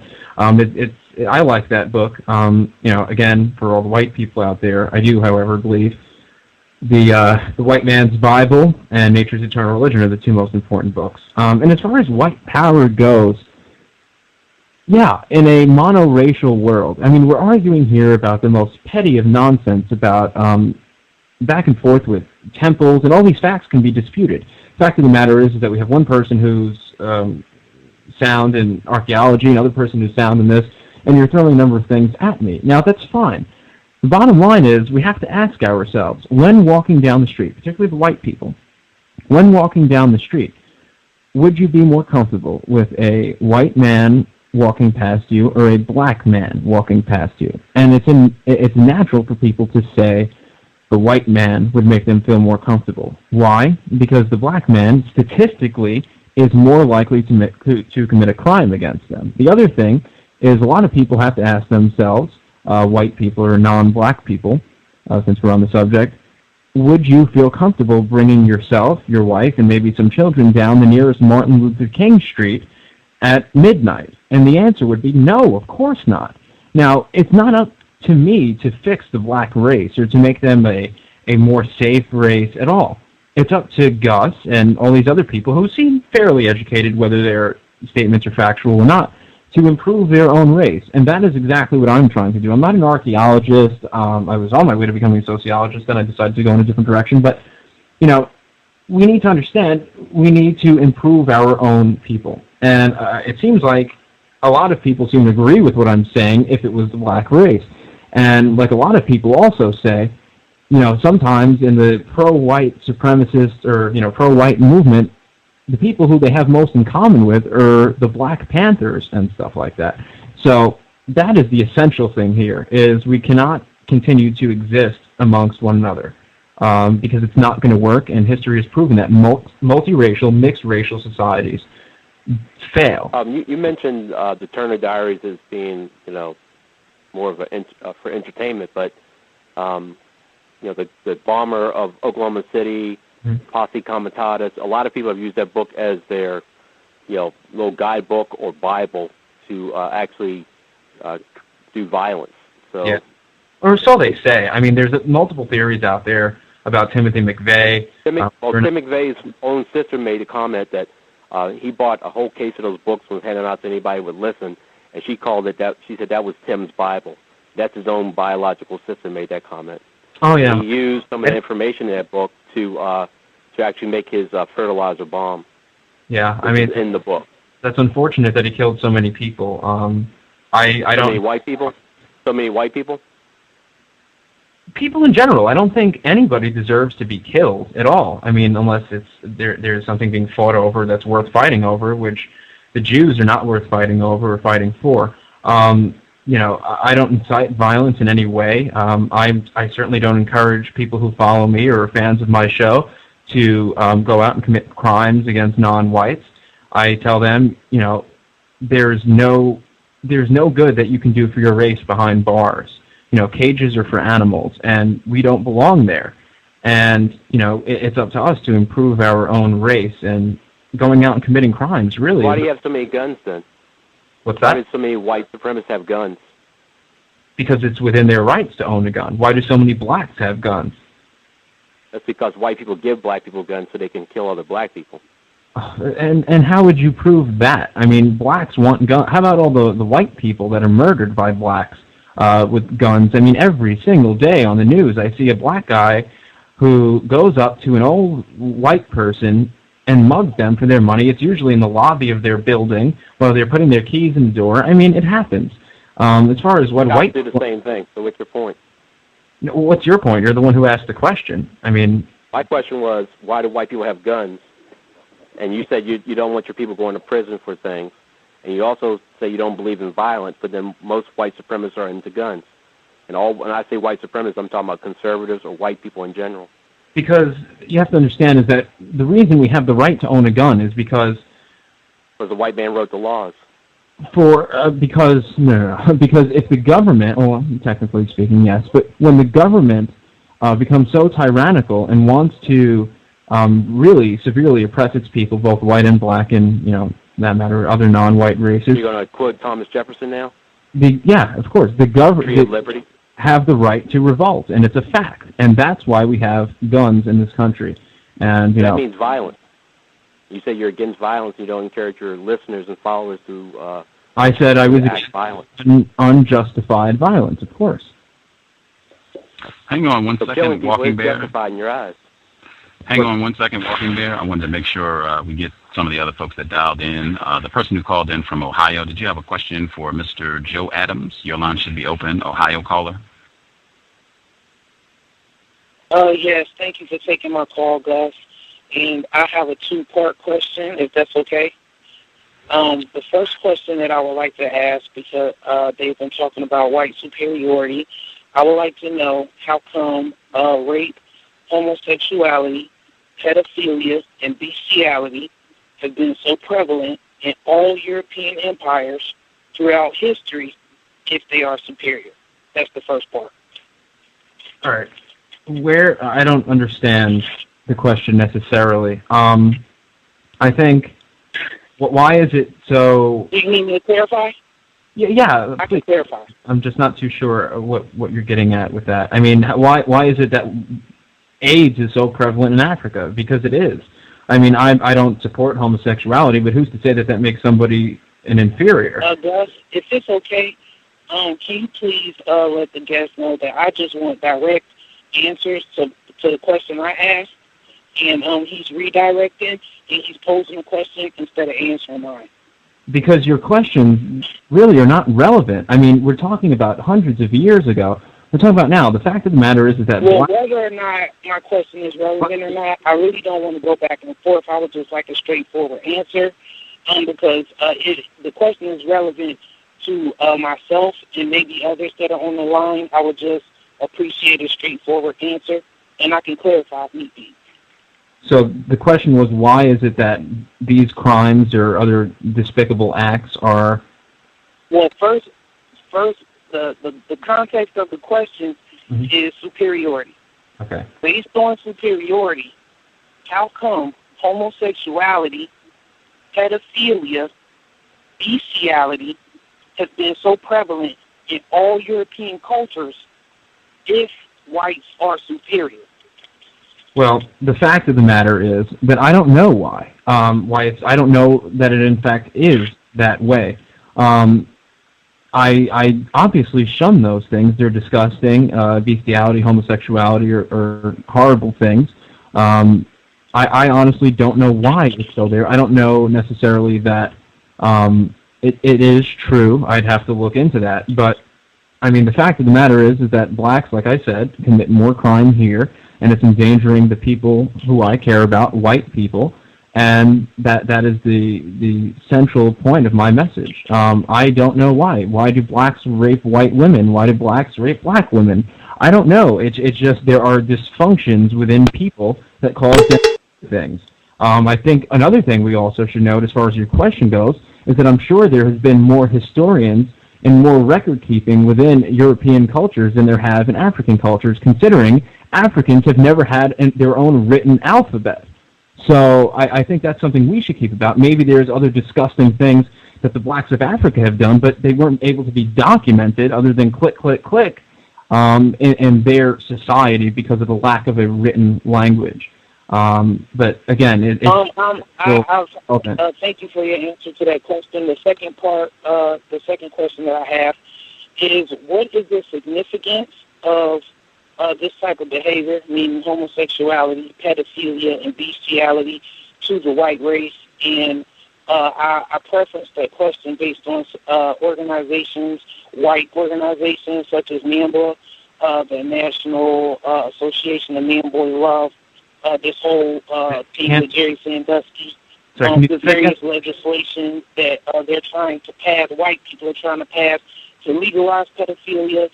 Can you give us some insight on the significance of these deviant behaviors to the white race, seeing that they're so prevalent with white people, predominantly the white male? Sure. The fact of the matter is, as far as passing things like this go, white people who pass these things, we don't consider these people a part of nature's finest. These people are disgusting parasites, and we want nothing to do with but white. They're all white. They're white. I'm talking about white organizations and culture and behavior that's dominated by white males. And homosexuality, pedophilia, and bestiality, according to the criminal conviction, along with organizations in this country, is dominated by white European males. And I want to know, as a white European male, can you give us insight on why this behavior is so prevalent in Europeans? If Europeans are, you're saying that this behavior is disgusting and, the scum of the earth, but it's prevalent in white Europeans. So how can this be so and whites be superior? That's a good question. I don't know why that behavior is prevalent. Just like I honestly don't know why killing and raping is prevalent in the black community. The fact of the matter is that disgusting taboo things such as bestiality, homosexuality, pedophilia is something that we cannot continue to allow or perpetuate. I haven't seen any legislation that wants to pass pedophilia off as legal. I have, however, seen legislation that wants... Well, based on this conversation, sir, I'm just going to be honest. Based on the conversation, you have not read, you have not seen, you have not heard a lot of things. And I'm not even going to, go back and forth with you about that.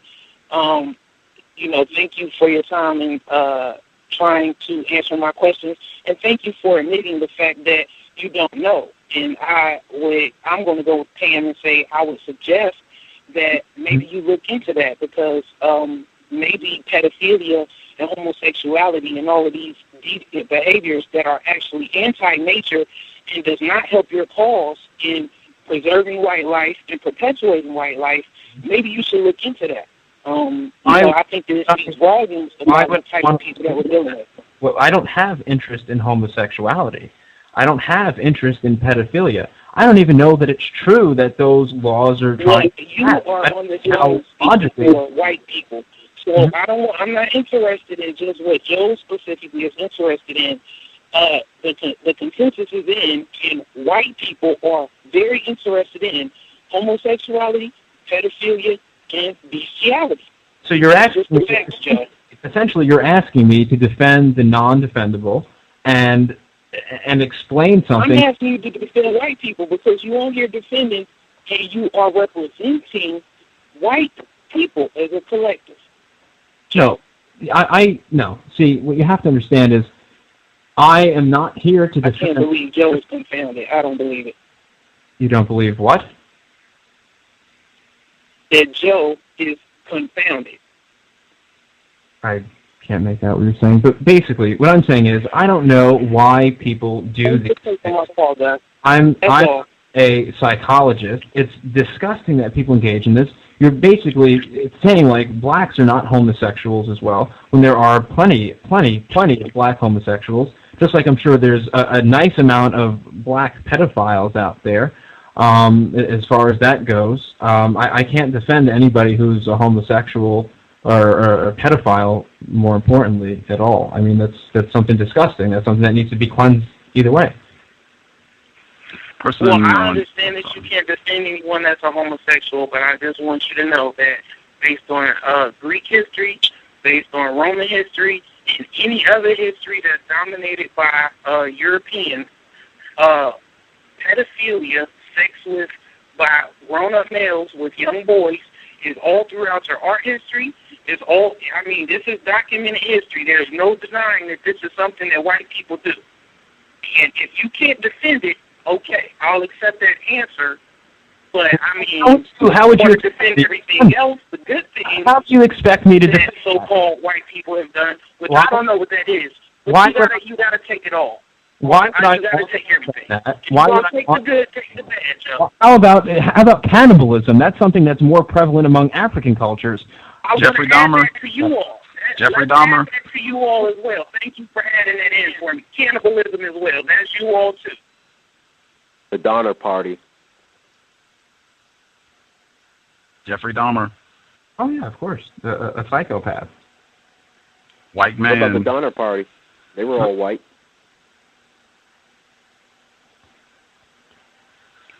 Am I supposed to say something here? No need. Silence is golden sometimes. The person who called in, Dan from GA. Dan from GA. Did you have a question? Hello? Yes, Dan. Hey. Did you have a question? Yeah, actually, first of all, I want to say all races commit crimes, but the statistics prove that blacks commit more violent crimes than do white people. That's just a fact. Whether people want to admit that or not, tough luck. That's what the statistics prove, period. White man statistics. Talking about slavery, let's keep in mind that blacks were already enslaved to their own people before they were ever brought over here. Exactly. And they were brought over here by Jewish slave ships, not by white people. You can read this in a book called The Secret Relationship Between Blacks and Jews, written by the Nation of Islam, not written by white people. And speaking of Nation of Islam, why don't we look at a real influential black person, Minister Louis Farrakhan. This guy notes that the Jews are the problem, so if you don't want to take it from my lips, I suggest you take it from his. Person who called in from Northwest California. I did mute a couple lines. I'll hear from you all if you don't want to share your thoughts later on. There's a lot of chatting in the background. The person who called in from California with a hand up, did you have a question for our guest, Mr. Joe Adams, person who called in from California? Yeah. I just want to say, the Jews are white. A quick comment. Jews are white. And also, to that list of sexual perversions, I think she missed incest. That played a big part in just all those royal families and everything. And the so-called dark ages. Before and after, just the whole time, it was kind of like. Keeping it in the family, and they didn't realize that they were just degrading their, as you call it, superior genetics. So I just want to put that in there. Thanks. I mean, that's an interesting point. I mean, that's what they did. I mean, another thing we have to keep in mind is that maybe incest was not a thing that was frowned upon back then. Now, with modern science, we know that if somebody does engage in incestual behavior, they're going to have a child who more likely than not will have mental retardations. I mean, back then they were more concerned. Well, do you think that it made an impact on the progeny that on the later generations? I mean, I would think that it would. People just inbreeding. As far as large amounts. I would not know if they. It was melanin. Is a dominant feature, and it's a recessive state to be lacking in melanin. So, you say that white people are superior, but I don't really see any evidence of that. I just hear a lot of rhetoric. Rhetoric of what? I mean, I've laid out facts. I've laid out examples, and that's just my opinion. I don't really hear any, actually. Facts. I think I just hear a lot of statements, but not a lot of. Because it's important that people research these facts for themselves. Go look and compare different civilizations and see. I mean, there's nothing more basic that a civilization should have than an alphabet. And all the black people who've called in here tonight so far have yet to counter that point. The blacks have not made their own alphabet when in their own society. What is more basic? I would just say that that's just not true. That's just not a true statement. You just said that, but it's just not true from what I've heard. I know people from Africa.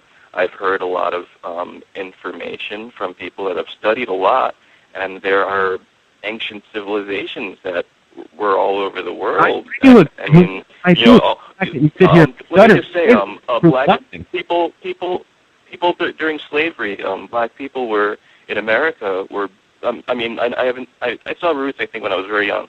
But, these people were beaten, systematically, and just they had their history scoured from them, and they were just completely, people were killed left and right just to suppress, this the inherent the passing down of the knowledge. So I mean, for you to stand here and talk about like just being superior, all you are is just a villain.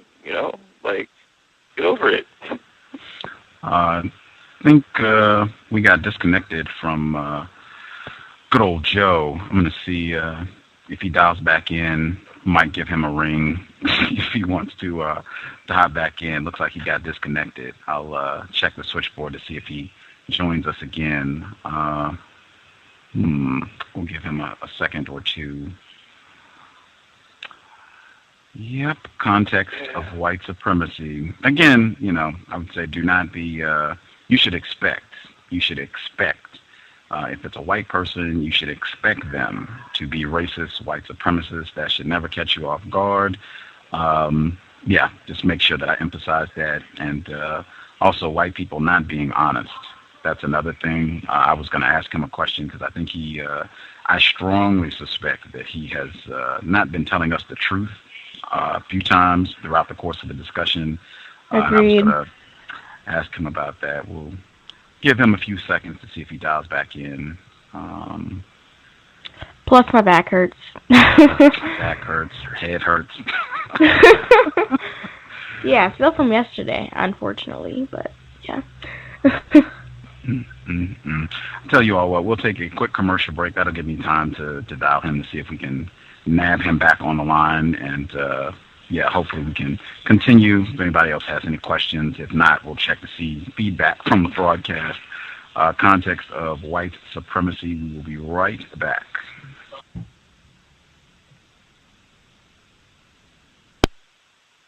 RacismDaily.com, your number one source for global news reports on race, racism, and overt actions of white supremacy. From Asia to the Americas, to Europe, to Australia, to Africa, racism is not a thing of the past, it is our current reality. Be informed, be globally informed. You should be the first to know.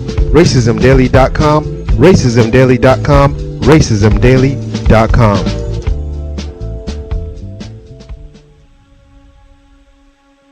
Is racism hurting you?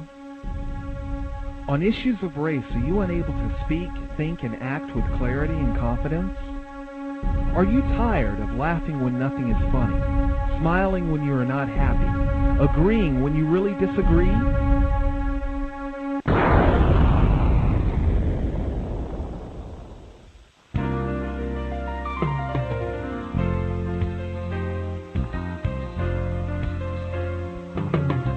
At counterracism.com, you can learn specific strategies and techniques to counter the behaviors of the people who practice racism in all areas of activity, using words correctly, following counter-racist logic, even counter-racist science projects designed to reveal what racism is, how it works, and how to counter it. The open-source code writing format allows you to pick and choose from a variety of counter-racist suggestions so you can produce the code that works for you. Stop by counterracism.com today and help replace racism with justice. That's counter-racism.com. Do you need a one-stop shop for all of your multimedia needs? Triumphant Multimedia is a skilled team of professionals with a passion for great marketing and chic design. Our specialties include consulting, brand development, copywriting, and creative graphic design that's second to none. We also offer photography, photo retouching, videography, and video editing. At Triumphant Multimedia, our goal is to provide highly effective creative solutions built to suit any individual need or budget. Give us a call at 678-732-8067 or check us out online at trimultimedia.com.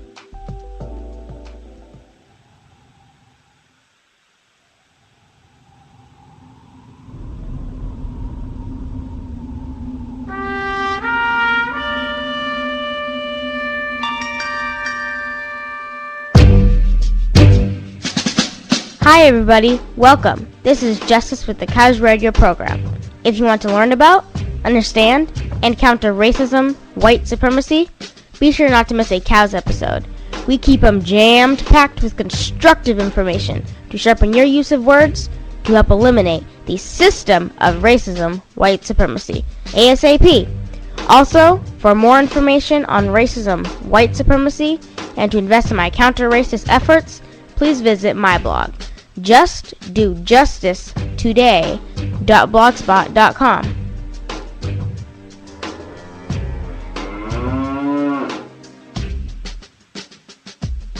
You're just saying just buckets and buckets of words.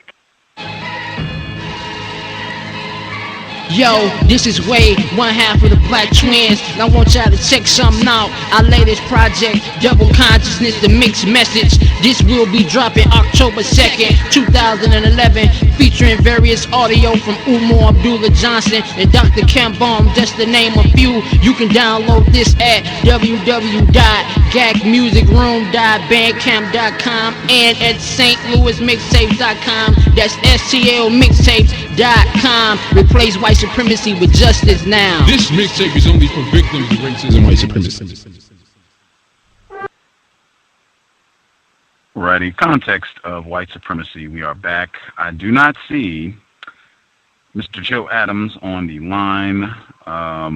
If you dial back in from a different number, because some other people called in, but they're showing from different numbers. If you are on the line, Mr. Joe Adams, if you're on the talk shoe line, that's the 760 number, you can press *8 if you have a question or comment. And if you're on the talk shoe line, which I seriously doubt, you can press *8 if you're on that line, *6 if you're on the other line. But I don't think he's with us. I can't say that I'm, jumping up and down. Oh, yes, he did call back. He did call back. Right on. We have Mr. Joe Adams back with us. Your line should be open, sir. There were folks hanging out who still had questions, so they should, I hope, are appreciative. Thank you for sharing a bit more of your time with us, sir. Yeah, sorry about that. I was using my Skype number and then the internet connection went out on me. I'll answer a few more questions. As far as the guy who knows a guy who knows a guy who said they had a written language, I mean, these questions are no good. We're disputing We're disputing disputed facts, essentially. And that's what we should try to get away from. All right. The person who dialed in, Black Ops, did you have a question for admitted racist, Joe Adams? Did you have a question?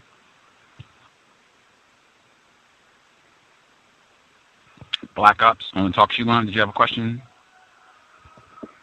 Guess not. Not hearing anything. Might want to check if you did dial in, if you hit your mute button by accident or what have you. Not hearing anything from your line, sir or ma'am. I think so. Do you consider yourself a black racist? Absolutely not. Black Ops. Black Ops. If you did dial in and you had a question, I'm not picking up sound from your line for some reason. If you want to hang up really quick and dial back in, I can get your line that way. Oh, yes, that's okay, we can hear you. Yes, sir, we can hear you. I'm sorry, I had to step away from the phone for a moment. I had wanted to ask the gentleman, because basically I'm not interested in the back and forth. I mean, as you said before, I mean, he's white, he's a racist, that's obvious. And so I'm not interested in badgering him and going back and forth. I'm just interested in how can we achieve separation. That's the only thing he said tonight that I agree with, and I want to know, starting from that point, how can we achieve separation? Yeah, that would be my point for the guest. There's a lot of people out there who think like moving the white people of the world should migrate to the northwest of the United States. There's like a whole novel series out about that. How we're going to make it happen, I honestly believe it's going to happen itself, because things are going to get so bad in this country. The white racists and the black racists and the other racists are just going to fight over land, and eventually we're either going to say, all right, we got to stop killing each other and separate, or may the best race win. And I think that's what it's going to come down to. As far as how that's going to happen, that's honestly how I think it's just going to happen naturally. Thank you for your response. Sure. Or, I mean, I might have not answered his question the way he wanted to. White people can move into whiter neighborhoods, and it's up to them to make sure their neighborhoods stay white.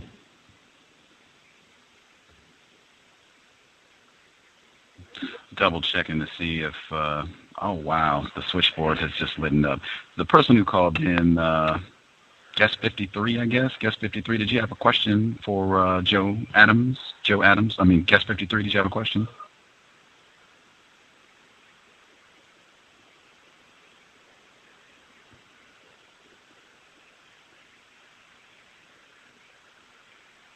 Guest 53, did you have a question?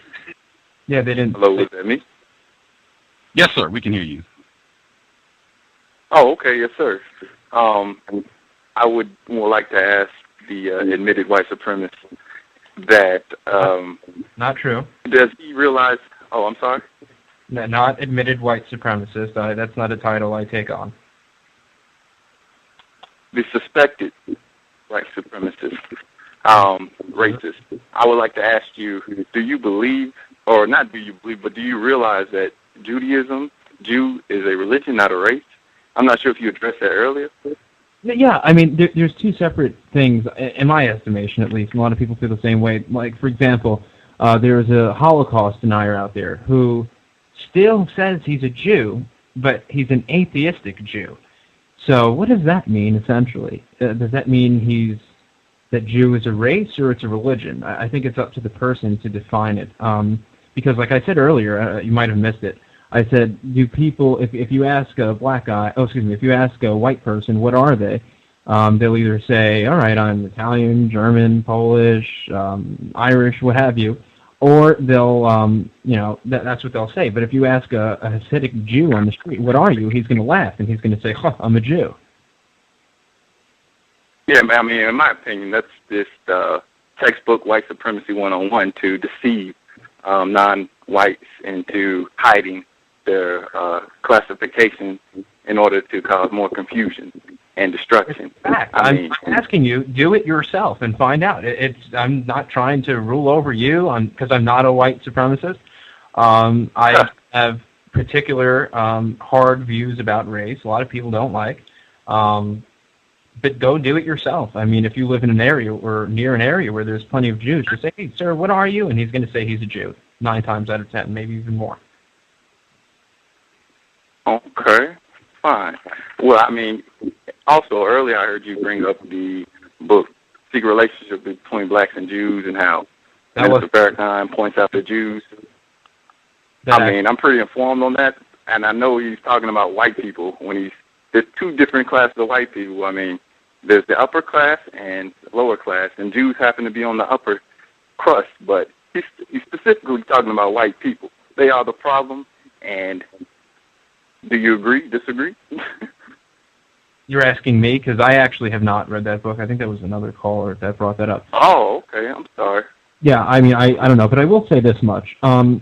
If you ask a Jew about their religion, as you put it, they consider themselves to be the chosen people of God. Wouldn't that mean that any white person tomorrow can wake up and be a chosen person of God? If so, why aren't white people saying, oh, I want to be a chosen person of God? Because Catholics, for example, believe, because I was a Catholic for many years, believe that the Jews are the chosen people of God. Why would you be a part of a religion that tells you another group of people are the chosen people of this supernatural entity? It just a deity. It makes no sense whatsoever. So that's why you just can't wake up and be a Jew tomorrow. It's just not the way it works. There is no... Exactly. 1940. And they're white people, white supremacists. Oh, practicing racism, white supremacy, hiding behind Jewishness. Thank you for making that clear. Making what clear? That Judaism is just senseless. People waking up, white people waking up in the morning saying, hey, I'm a Jew, and hiding behind that is crazy. They're white supremacists, suspected, if you want to say that, hiding behind Jews, Muslims, but still practicing white supremacy. I just thought I should make that clear because you keep trying to deceive people into saying, oh, well, they're Jews. We hate Jews.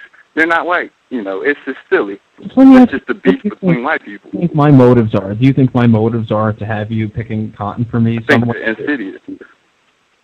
What do you think your motive is? My motive is. Do you think I want to have you confusion as my slave? I mean, that's why I kind of feel bad for black people. I don't know if it's because of their lack of genetic stuff. Why don't they understand? I mean, you're so focused on these the black and white situation, which situation exists. I'm not going to die. But the problem at hand is not black on white. That's what the Jews want you to think. Now, I want you, if you really don't believe me, number one, look up the medic means. And number two, go look and ask, quote-unquote, white supremacists who their first enemy is. I guarantee you they'll all say the Jews. It's distraction, like I'm saying. But thank you anyway. Well, thanks, I Gus. an inferior intellectually person to understand something that's painfully obvious. Good to hear from you, Guest 53. Thank you for your questions and participation. Joe Adams, SaveWhitePeople.com. Thank you for sharing some of your Sunday evening with us. Admitted racist folks tuning into the program. I did want to make sure I had two final things before we wrap things up. Number one, I wanted to make sure I got this in while you were here. I said it when you got disconnected. I'm glad you did come back for that. I'm echoing a little bit. I don't know where that's popping in from. I'm going to mute some of these lines really quick just because I'm getting an echo, and then I'll open them back up, to give you all opportunity if you want to share any of the people that had questions. I'm just trying to get rid of the echo that okay, I don't hear it now. Grooving. Okay. That I suspect that you have been consciously practicing racism, white supremacy with us this evening in a variety of different points by being deceptive and saying things that are not true. And I say that because, I could pick out a number of examples, but the one that I will lock in on because there's evidence, you have said more than once that you're not about promoting violence, that your program is nonviolent. That is not true at all. And all you have to do is go to SaveWhitePeople.com. One of your more recent podcasts, the subject was race treason. And should white people who commit race treason, death penalty, is that just for white people who commit race treason? And you had a dialogue about that. You all have also had programs about black people and saying that black people have got to go. Based on what I've seen, based on what I've heard, your program promotes violence. You all are very careful about that and saying that we're not advocating that you go out and kill anyone. That would be illegal. But the idea is that there should be some violence to enforce, in my opinion, white supremacy, which you call racial loyalty or racial socialism. That would be just one example of where I think that you have not been honest with us this evening. And in my opinion, that is primary tactic of racist man and racist woman, deception. Am I being accurate here, or is my feeble black mind confused? You're not actually. What we were talking about, as far as that episode goes, with the penalty for racial treason, it was a hypothetical situation where I said, when white people come to power in a land of their own, what should the penalty be for committing treason amongst one's race? Now, look back not that far to see committing treason against your nation would have you beheaded. So I say, in an all-white country, an all-white territory, if somebody betrays their race somehow, what should the penalty for that treason be? And I suggested, I didn't say it should be, but I suggested that depending on the severity of the treason, death might truly be the best course to go. It's for you to suggest that there's a parallel between me saying that we must... See, deception lies in what you just said, Gus, and I was going to give you a ton of credit up until now. What you did was... No, honestly, I think you're a decent enough guy, and you were very fair. But what you did was, right now, is you just compared two things. You compared when I said in an opening thought on my show that we cannot live amongst the black race anymore, the black race must go. And then you compared a whole different segment on my show where we talked about the death penalty for racial treason. For you to suggest that there's a parallel between me saying that we should kill black people, it is totally false, and you're deceiving your own people. And that's really the most unfortunate thing, because I said no such thing in no such context. You didn't say what? What are you saying that you did not say? You're suggesting that I should have this, that I suggested that we should be killing black people. That is essentially what you just said. Oh, I do believe that. And that's one I encourage you all, you can evaluate for yourself. You can go to the webpage, you can listen to the program, and hear if what they're saying suggests violence should happen to black people. You can check out the program. But at any rate, what the main point of all that, I don't think Joe Adams has been honest. I think, in my opinion, he has been consciously deceptive at various points. And just him saying that their program is about nonviolence, I do not agree. And the record speaks for itself. You can listen. You can go to SaveWhitePeople.com, and you can check it out and see if, I'm misrepresenting their views or what have you. Or you can come to your own conclusions based on you've heard if you think he's been honest with us this evening. The other thing I was curious about is just, how does your family, do they know about what you're doing, like your mom, your father, if you have siblings? Do they know about the work that you're doing with SaveWhitePeople.com? And if so, what are their thoughts on your work? Sure. First of all, I do suggest people go listen to the show to actually see for themselves. Second of all, as far as people, friends, family, most people do know. It's not something I keep secret. It's nothing I'm ashamed of. The general position on people is, yeah, I understand what you're doing, I understand why you're doing it, but I wish you wouldn't do it because, they don't want me to be the squeaky wheel, so to speak. But you gotta do it for your people. Do you share, your views on this with your white family members? Do you all talk about this problem and what should be done with black people? How white people, are we going to take care of ourselves for the next, 100 years?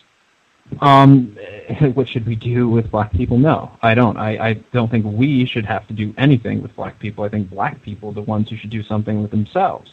I don't think I'm from this big white racist family. I mean, we do understand that certain people commit more crimes than others, and we stray away from those people. There are people within my friends and family who do have friends of other races, just because that's just the cool thing to do nowadays. But no, we don't sit around strategically planning to do anything violent, as you would suggest. Well, I didn't say that. I just said, do you share views? I was just curious if you, discuss these issues with your family. It doesn't necessarily have to be about killing black people. Specifically. I mean, maybe in a touch-and-go kind of thing, but nothing, specifically. Okay. Well, I am satisfied. Justice, I think she said she was satisfied. Thank you for sharing again some of your Sunday evening with us. It was certainly interesting. Always interesting to talk directly to white people, especially a white person who says, I am a white racist, and I am about looking out for white people and figuring out how we're going to stay alive and stave off, direct quote from Mr. Joe Adams, how we're going to stave off genetic annihilation. Wow, Dr. Welsing moment. Thank you for sharing your time with us, sir. Enjoyed the dialogue, and I will definitely be checking up on the website to see what other issues you all are covering and what you all think is most important to white people to be focusing on. Well, Gus, thanks for the time, and I would suggest your time would be better allocated to speaking to your black people about what to do in the best interest of the black race, not at the expense of other races like we are at Save White People. We don't believe in doing things at the expenses of the other races.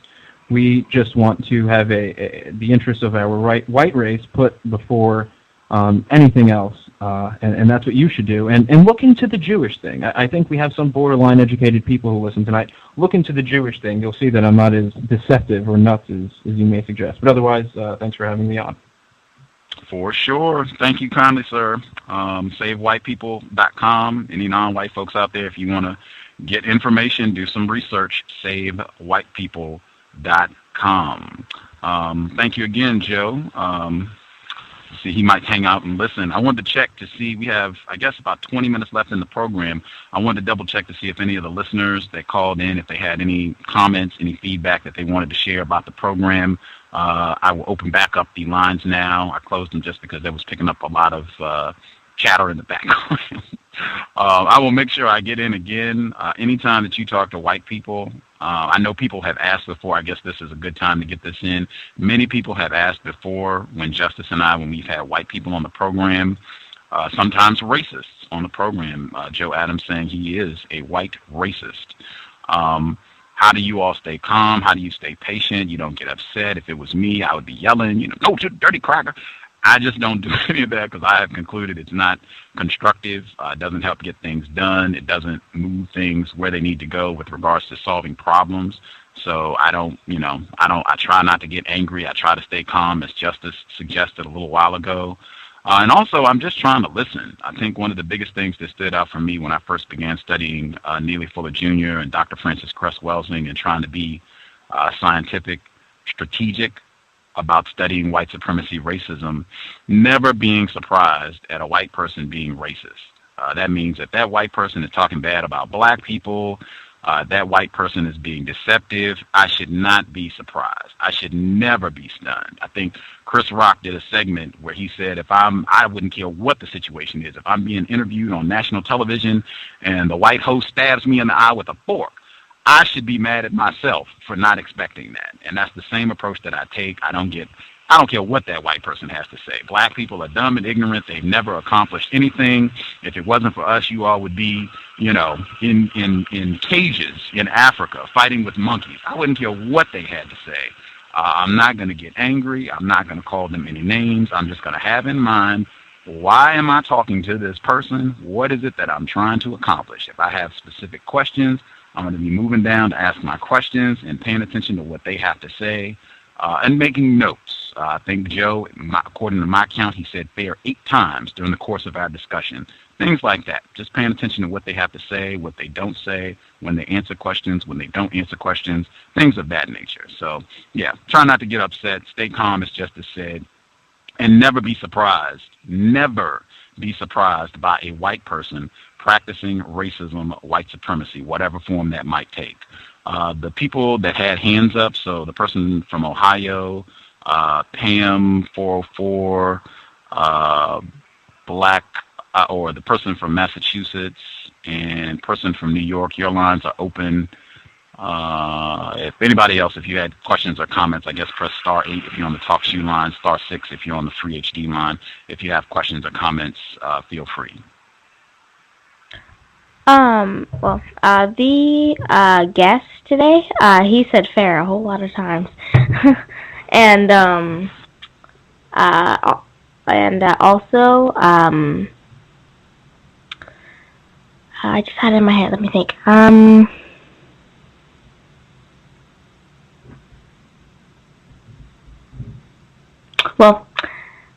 think it should come back to me, but anyway, if anyone else has to say anything, then you can go ahead. Hey, Gus. I'm sorry, go ahead. Hey, Gus, I just wanted to say that this particular conversation with the racist, it really, what really stood out is how difficult that it is to try and have a conversation with someone who is absolutely dedicated to being dishonest. And I think, I want to try with myself. I want to try to come up with some codified ways to deal with white people's dishonesty, like some sort of tactics, because it's very hard to be logical and rationalize with someone who is just straight up and down want to deny truth. It's crazy.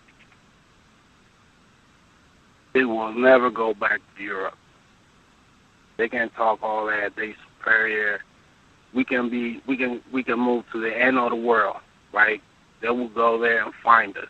And he's talking about moving to the West Coast or whatever. Let them do that. Watch this. Move black people to the East Coast, white people to the West Coast. It won't be long before white people show up on the East Coast. They feed on us. They copy us. They learn from us. That's how they got civilized. They a parasite. They are the real parasites. They are the real so-called niggas on this planet.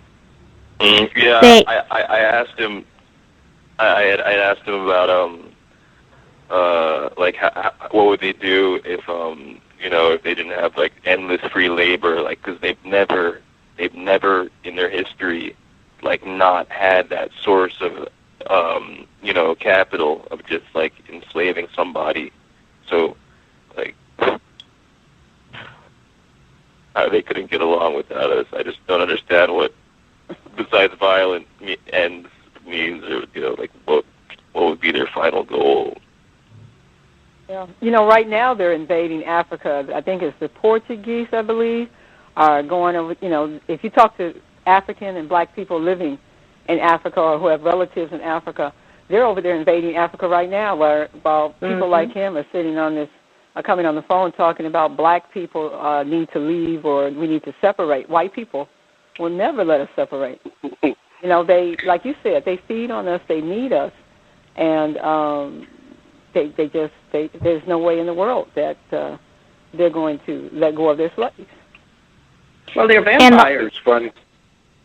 Vampires can't live on other vampires. They have to find people who are in order to suck your blood, and that's what they have been doing. As you said, the French, the Italians, the Portuguese, they have all the British Americans. They're all in Africa, and they're not going to go as long as we have this high-tech age and all of the things to run your smartphones and everything else. It comes out of the Congo, out of Uganda. They need that resources over there, so they're not going anywhere. Yeah. Exactly. There was a Professor Eric Hamilton. I think Gus interviewed him. It was a white male, and I think Gus asked him how would whites react if non-whites refused to have sexual intercourse with them. And he basically said that they will react with violence because since they're less than 8% of the world's population, their gene pool is so small that if whites only bred with each other, they would die out. So this young man, this guest tonight, he's not well versed pretty much in anything. He doesn't really know a whole lot. So I couldn't be surprised. But I mean, white people need to breed with non-white people. They've proven that over and over again. If not just for the sexual conquest and sexual assuring, they need us genetically because they're dying out. Hang on one second. I wanted to. Hang on one second. Clarify. Am I being heard? Yes. Yes, you are. Hang on. Yeah, Gus, you can be heard. Okay. Justice, were you trying to get something in? Yeah. Also, white people, usually what they would do is, and like, hey, they do this in public school all the time. They say, you know what, so-and-so white person invented this, and, if you are informed about racism, white supremacy, I think you should know, you know what, this white person did not this white person did not invent anything. I mean, did not invent this, because, they always want to switch stuff around, They always want to, they always want to be at the top. Like, if you look at a globe, if you look at a globe, for instance, I suspect that, because, Washington, like, if you look on a map or a globe,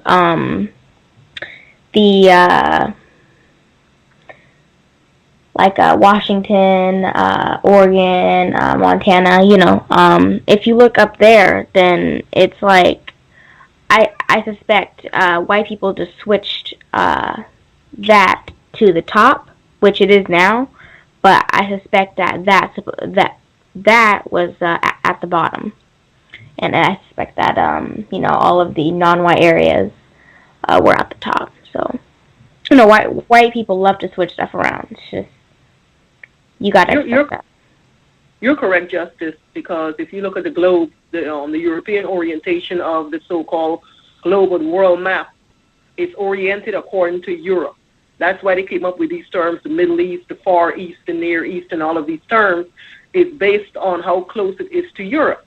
They make all of the white countries bigger than they actually are in order to give this sense of superiority, when we know that you can predominantly take all of Europe, China, more than half of the United States, and put it into Africa, and you still have room to walk around.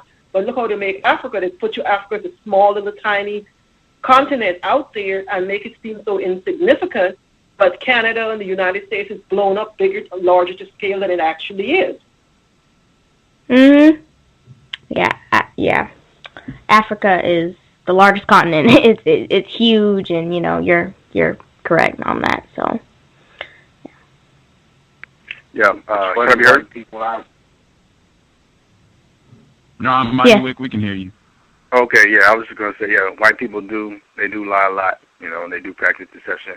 Earlier in the broadcast, I did say something about him being honest, and I was talking about his position. I was glad that, he just let it be known that, hey, I don't like black people particularly. I'm about maintaining white people and keeping white people up and all that. If you just replicate that, the confusion level among non-white people would plummet, so everything else, I mean, at least I suspect it would, because just figuring that part out, it seemed to be a big headache, big stumbling block for many non-white people. So. Anytime they come out with that, I'm sorry. Go ahead. And I also wanted to say is that, oh well, I'll think of it later. But anyway, go ahead. I just want to say that every time they come out with that white preservation and stuff, I always tell them when they're going back to Europe, it's funny. White people are always telling people that to go back to Africa. You know how many years I've been telling white people, asking them, when you're going back to Europe, they'll never go back to Europe. They'll never, voluntarily, they'll never get out of America. I think that's part of the Confucian game with that white preservation. They ain't trying to preserve nothing. If they was trying to preserve their race so bad, why would they follow us wherever we are? Why don't they stay in Europe? They will never do that. I think that's part of the Confucian game. Them telling us that, yeah, we trying to preserve our race. They ain't trying to preserve nothing that bad. If they were trying to preserve their race, that bad so-called race, they will go back to Europe. They're not going to do that. You're correct, because I was reading an article online that shows the highest in Europe, the highest percentage of gay people are found in Denmark and Sweden, and that is where the lowest birth rates are located in those two countries, with more whites dying than anything else. So these people, as Sam stated, these people need our genetic makeup in order to breed themselves. We are proved to be more fertile. You look around the globe, you see the people in India, on the African continent, and anywhere, they have large families. They, on average, have about 10 children per household. Now the Europeans are coming in here, restricting their birth weight and telling them to have just 1 or 2 children and all of this nonsense, because they are knowing that they are not breeding as much as they should in order to replenish themselves. So they have to find a sneaky way to come in and incentivize it with giving them trinkets like cars, TVs, and all of this nonsense in order for them to volunteer to be sterilized and do all of these crazy things to them to stop their reproduction. Hang tight really quick, ladies, victims, males, ladies. There are 2 people that dialed in. One of them is or I guess they're both in Texas. The 2 people that called in from Texas, your lines should be open. Hey Gus, I just wanted to add in, but I don't know if you heard. I know you probably heard of teen mom is 16 and pregnant. Hello. Say it one more time. Oh, I said, you probably heard of these popular shows, like 16 and Pregnant and Teen Mom, like what I think 404 was talking about, how white people aren't fertile, so they have like shows like 16 and Pregnant and Teen Mom. I never heard of that. Anybody else? It's a really popular show on MTV. It just, like, I noticed that a lot of those shows have mostly white people on there. It just seemed like those shows are trying to get white people to get like white people to have children as young as possible, because they're not. They have a very low birth rate. Wow, I'd never heard of that program. I'm gonna make an effort to check it out. So they have the 16-year-old females that are on this program. They're white. Is that correct? Well, most of them, even on teen. I mean, it's very popular. They even have it on. It's very, very popular. I guess a lot of teenagers have watched it and heard of it. But it's mostly white people on there that have. It's mostly like white people that are teenagers that that have all of these kids, and then they become famous just because they have kids. Like, it's a big accomplishment for them to have a lot of children. He said that on the program. He said he just had a guest on his program, I think a male who had 8 children. Mhm. Yeah, and there's another show, Plus 8 or something like that. I think that show is on TLC. I think she has like 8 children too, and then there's another about a white lady, a white couple that has 20 children. It's like it's more glorified if white people, have more and more children. But if it was like a black female, it wouldn't be so glorified. Well, Kate her husband is a non-white male, and she used in vitro for her pregnancy. And the Duggars family, they're from Arkansas, I believe. The woman was pregnant with a 20-year child, and she had a miscarriage, according to the news article. But she is being incentivized as well because she was given a house, property. She's on all of these shows, advertising, showing how reproductive they are and how fertile they are. So yes, they do support these white people when they have this anomaly and they have these large, unusual births, and they do not do that to non-white because it's a rarity for them. They have to use fertility drugs in order for them to have these large, multiple births. Yep, you're so correct on that. Like the Octomom, she was using fertility, and she was out here, even though I believe she's a non-white. Only the white people would know whether or not she's really white, but I think she is a non-white. Did we get both of the Texas callers? I'm confused because everybody... Oh, I'm here. Okay. Yeah, I just want to throw in real quick. It's funny how they always want to throw in statistics. Well, I don't put all my fakes in statistics.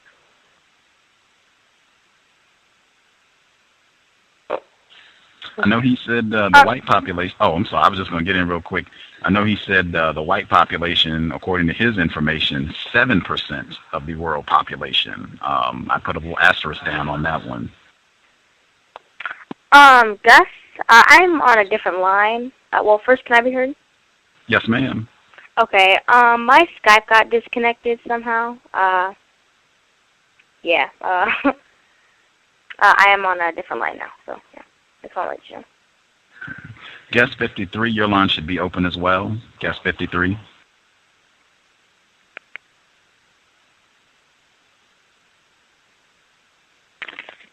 Great show, Gus. Great show.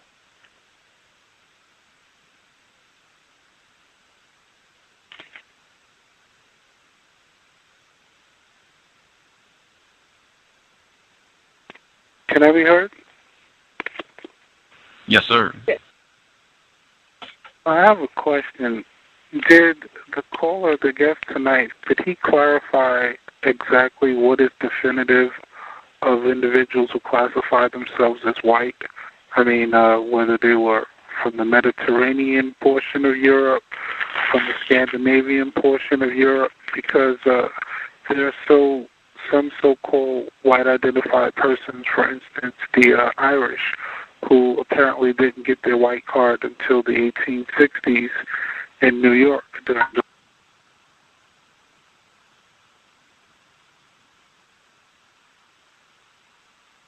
Hello?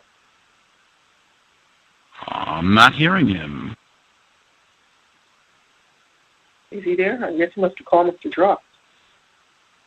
It's enough people on the line that I'm a little confused about which person is actually talking. I thought that was the caller in New York. If that's the case, he is showing us still being on the switchboard, but I'm not hearing him. I don't know if he hit his mute button by accident or white people are interfering. If you're the caller in New York, we're not hearing you. It looks like you're still on the line, but I'm not hearing you.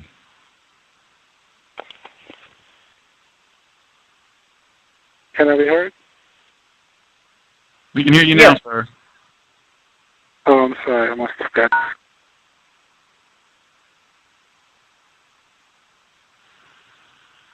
Now we're not hearing you.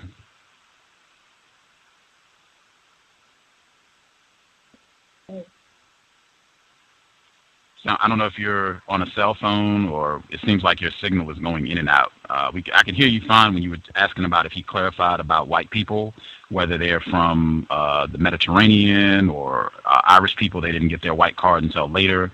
Cutting in and out. I'm not sure what it is. Could be white interference. If you want to hang up and dial back in, maybe And I'll put you back on as soon as you try that. I'm not sure because I'm still not hearing you. Well, anyone, I guess hopefully he'll figure that out. If you stay on the line, just let us know. I'm back, and I'm apparently encountering extreme interference. This is rather strange to me. Can I be heard? Yes, sir. Okay. Each time I try to speak, there's a prompt that comes up that tells me to press star to return to the main conference. Yeah. Which is strange because throughout this call there was no problem with that. But the moment that I begin to speak, that's interesting. But my question was, and for those who didn't hear, I wanted to know if the caller clarified exactly what is indicative of an individual who is a white identified person, whether they were Scandinavian, Mediterranean. How is it that a person gets their white card? Because there were individuals who are classified as Irish who didn't get their white card until the 1860s. So did he clarify exactly what's indicative of a person being called a so-called white person? Yeah, he said it was like 15% skin color, and then it was like 40% like behavior and culture, and then like another like 25% like I don't know, stature. I forget. He gave some kind of weird, and then he said that you could switch the numbers around or something, and it was pretty wishy-washy. Like it wasn't very clear. Yeah, that's what he said. So by that definition, it would appear that those who are classifying themselves as white, from his definition, are using a caste system to letting other individuals know that their white status is probationary or it's on a sliding scale. That, so it continues to promote confusion because other individuals who would, I guess, consider themselves like from India, certain portions of India, they Indo-Eurasians or whatever they call themselves, they would be considered white on a probationary basis, I guess. Is that correct? Seems kind of logical. My position is that the most powerful white people, they make determinations. Various individuals who classify themselves as Jews or Jewish who consider themselves white aside from their theological belief system. So, but then he appeared to have issue with individuals who classify themselves as Jews. So I wonder how that would go in terms of those individuals. If it was advantageous to list them as whites, would he, forego his negative perspective on Judaism if it was advantageous to list them as whites, or would he just say they can't be white? Am I being heard? Yes, Gus. Yes, sir. Okay. My position on that, that is racism, white supremacy. That is a major aspect of it, the racial classifications. And the most powerful white people, they are in charge of those racial classifications. If it's so-called Irish people, if it's anybody else, so-called Indian people, whenever they decide it would be to our advantage to move these people onto the white team, that's what they'll do. And keeping in mind, when this happens, sometimes less powerful white people do have an attitude about that. If somebody gets moved onto the white team and they don't like it, there's a lot of infighting. And you can go to some of the websites. I think Josh Wickett was one of the people who first pointed this out to me. There's a lot of infighting amongst white people about who is and who is not a white person. This is something that they will gripe about amongst themselves regularly. Not enough to distract from them taking it to black people and other non-white people. But there is a lot of griping about who gets to be white, and this person is not a real white person for whatever reason. But at the end of the day, just keep in mind the most powerful white people, this is what I do, the most powerful white people, they ultimately decide who gets to be a white person, who gets to be a non-white person, and if somebody's going to be thrown off the white team. White people, the most powerful white people, they make that decision. I agree with you, Gus, because that's the same thing I was trying to get him to understand when he was trying to say who was white and who was not. Because even though the Italians and the Greeks and all of the others might have recently received their white card, it was a decision made by the white people, whoever were in charge, to say, okay, they're going to be on the team. Now, whenever they decide to, as you said, to bring in other people, like right now the so-called people who they're calling Latinos, they are trying to gradually integrate them onto the white team. So every so many years, when they do their population count and they see where their numbers are falling off, they decide to integrate another certain group who were once considered non-white. They decide to bring them onto their team and give them their white card. So it's not something that we decide on. It's the white people who are in charge. And I do think they distinguish between lower caste Europeans and I guess upper caste Europeans. For example, the white Anglo-Saxon Protestants versus the lower caste Eastern Europeans, the Greeks, the Polish, the Portuguese.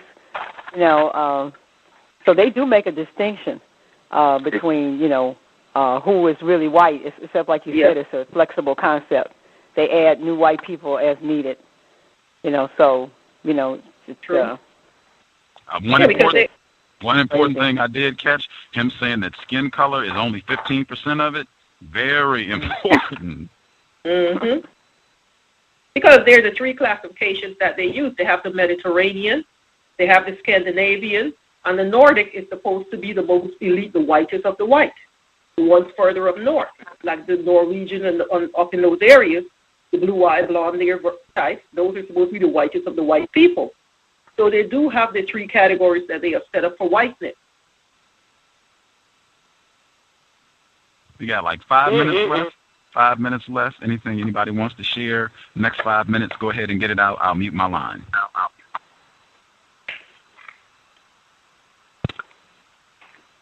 You just have to counter them on, like Pam was trying to do with this alphabet nonsense that they always like to come up with and say we never had an alphabet, and trying to put themselves into Egypt and saying, okay, white people were there in King Tut. All of a sudden now King Tut is a white man. Yeah, this is so ridiculous and was so amazing. I don't know where to get the DNA strand to prove that King Tut was white or European, because it doesn't make sense that you're going to create a higher level of civilization in a land that's not native to you than you are where you're from. It define odds. It's like me coming into your house, I'll fix it up better than my own home. It wouldn't happen.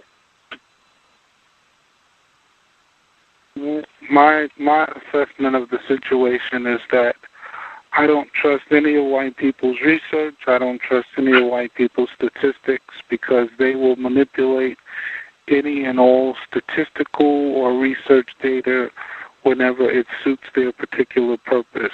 As they do with the racial classifications, they will do with the data.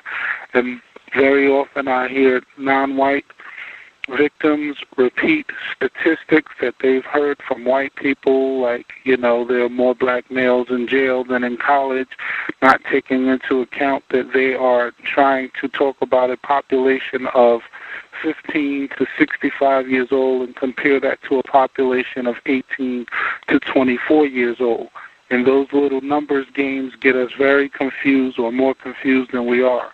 So I think people should be very mindful of the statistics that they quote that white people provide for them. Agreed.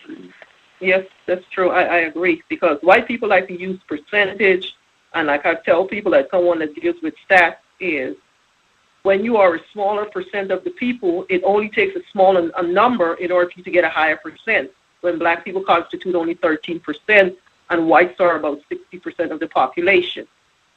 So if you want to say that we are 15% or 50% of a certain group, and black people are about approximately 46 million in this country, it wouldn't take that much of us in order for our percentages to go up, versus whites They can have a lower percentage number, but they have the greater actual number of people making up that percent. So they like to throw percent around because it masks the actual numbers of what's actually going on.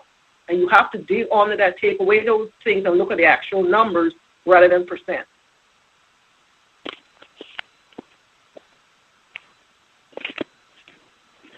And I would also caution people about listening to that AIDS statistical number that he continues to throw around, because it has been well documented that white people have manipulated those numbers of individuals who they classify as having AIDS on the continent of Africa. Any person who shows up with any affliction gets on the list of a person who's classified as having AIDS. If a person has cholera, malaria, or any of those other symptoms which results in a fatality, they list that individual as having died as a result of AIDS. And this has been well documented, so they are trying to inflate the numbers of those who they say have been afflicted with this AIDS. So I just caution people to be very, very suspicious, or continue to remain to be diligent in vetting the information that they receive from white people. True. Just pull up a documentary called House of Numbers that deals with the HIV/AIDS and the money behind the numbers. I believe my husband said he posted it on the COWS homepage earlier today. Download the documentary and review it, and you will see the number game that the World Health Organization and all of these organizations, they play with numbers and deciding what constitutes an HIV positive in order for them to get more funding. And they play with people's lives in order for them to get money. And it's called House of Numbers. You can Google it. It's about an hour-and-a-half long movie, and you can watch it. It's a documentary. Right on. That will be a wrap. I would definitely encourage that documentary, House of Numbers. All of that AIDS stuff is infested with racism, white supremacy. Dr. Nancy Turner Banks, she's a black female, former guest on the program. Her book is also about all of that, how the testing and how they determine whether or not, exactly what you all just pointed out, whether they determine whether someone or not is so-called HIV positive, is all racism, white supremacy. Her book, again, is, I'm looking at it right now, AIDS, Opium, Diamonds, and Empire. That's the title of her book, AIDS, Opium, Diamonds, and Empire. Dr. Nancy Turner Banks, and she was a guest on the COWS back in September of 2010. She was a guest on the program. We will be back tomorrow evening. That would be Monday, December 12th. Another white person, Reverend David Billings. He'll be on the program. He allegedly has been working against white supremacy for more than 20 years. Very much looking forward to having him on the program. He has been a part of the People's Institute. I don't know if people are familiar with that, but they allegedly teach people how to work against racism and definitions and all that good stuff. At any rate, he'll be on same program time, 8 p.m. Eastern, 5 p.m. Pacific tomorrow. That would be Monday, December 12th. We'll be back. Always enjoy having white people on the program. Thank you all for tuning in to the program. Anybody have a sentence they needed to get in before we conclude? Hello? Yes, ma'am. No, I don't. I'm sorry, I don't have a question. Okay. Right on. Thank you, everybody, for tuning in. Again, the number one strategy that white people use to maintain their system of terrorism against non-white people is deception. Just keep that in mind. You should be prepared for a white person to lie to you. That should be as common as the sunrise or seeing a chipmunk or a squirrel. Just expect that. Keep that in mind for tomorrow, in fact. Reverend David Billings, 8 p.m. Eastern, 5 p.m. Pacific. Justice's blog, justdojusticetoday.blogspot.com. The address again, justdojusticetoday.blogspot.com. Thank you, everybody, for listening and calling in. Good to hear from everyone. We'll be back tomorrow. Replace white supremacy with justice we should do a prayer. Yeah, we got to end with a prayer. Anybody else want to do a prayer? I'll do it if nobody else wants to do it. We got to do a prayer to wrap things up, helping us get rid of anything. Any volunteers want to do it? I'll do it if nobody wants to. You can do it. I don't have a problem with it. I would say we give honor and thanks to our ancestors. We thank you for the guidance and deliverance throughout the Ma'afa and throughout these years of oppression under the global system of racism, white supremacy. We ask that you continue to keep and guide us as we continue to fight against this global cancer on a day-to-day basis. We ask that you strengthen our bodies, you deliver our minds from downtroddenness, and you give us the testicular and ovarian fortitude to continue to fight and wage war against the global system of racism, white supremacy, so long as we shall live.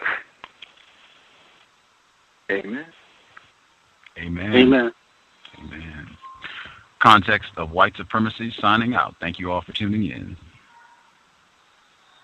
Thank you. Peace.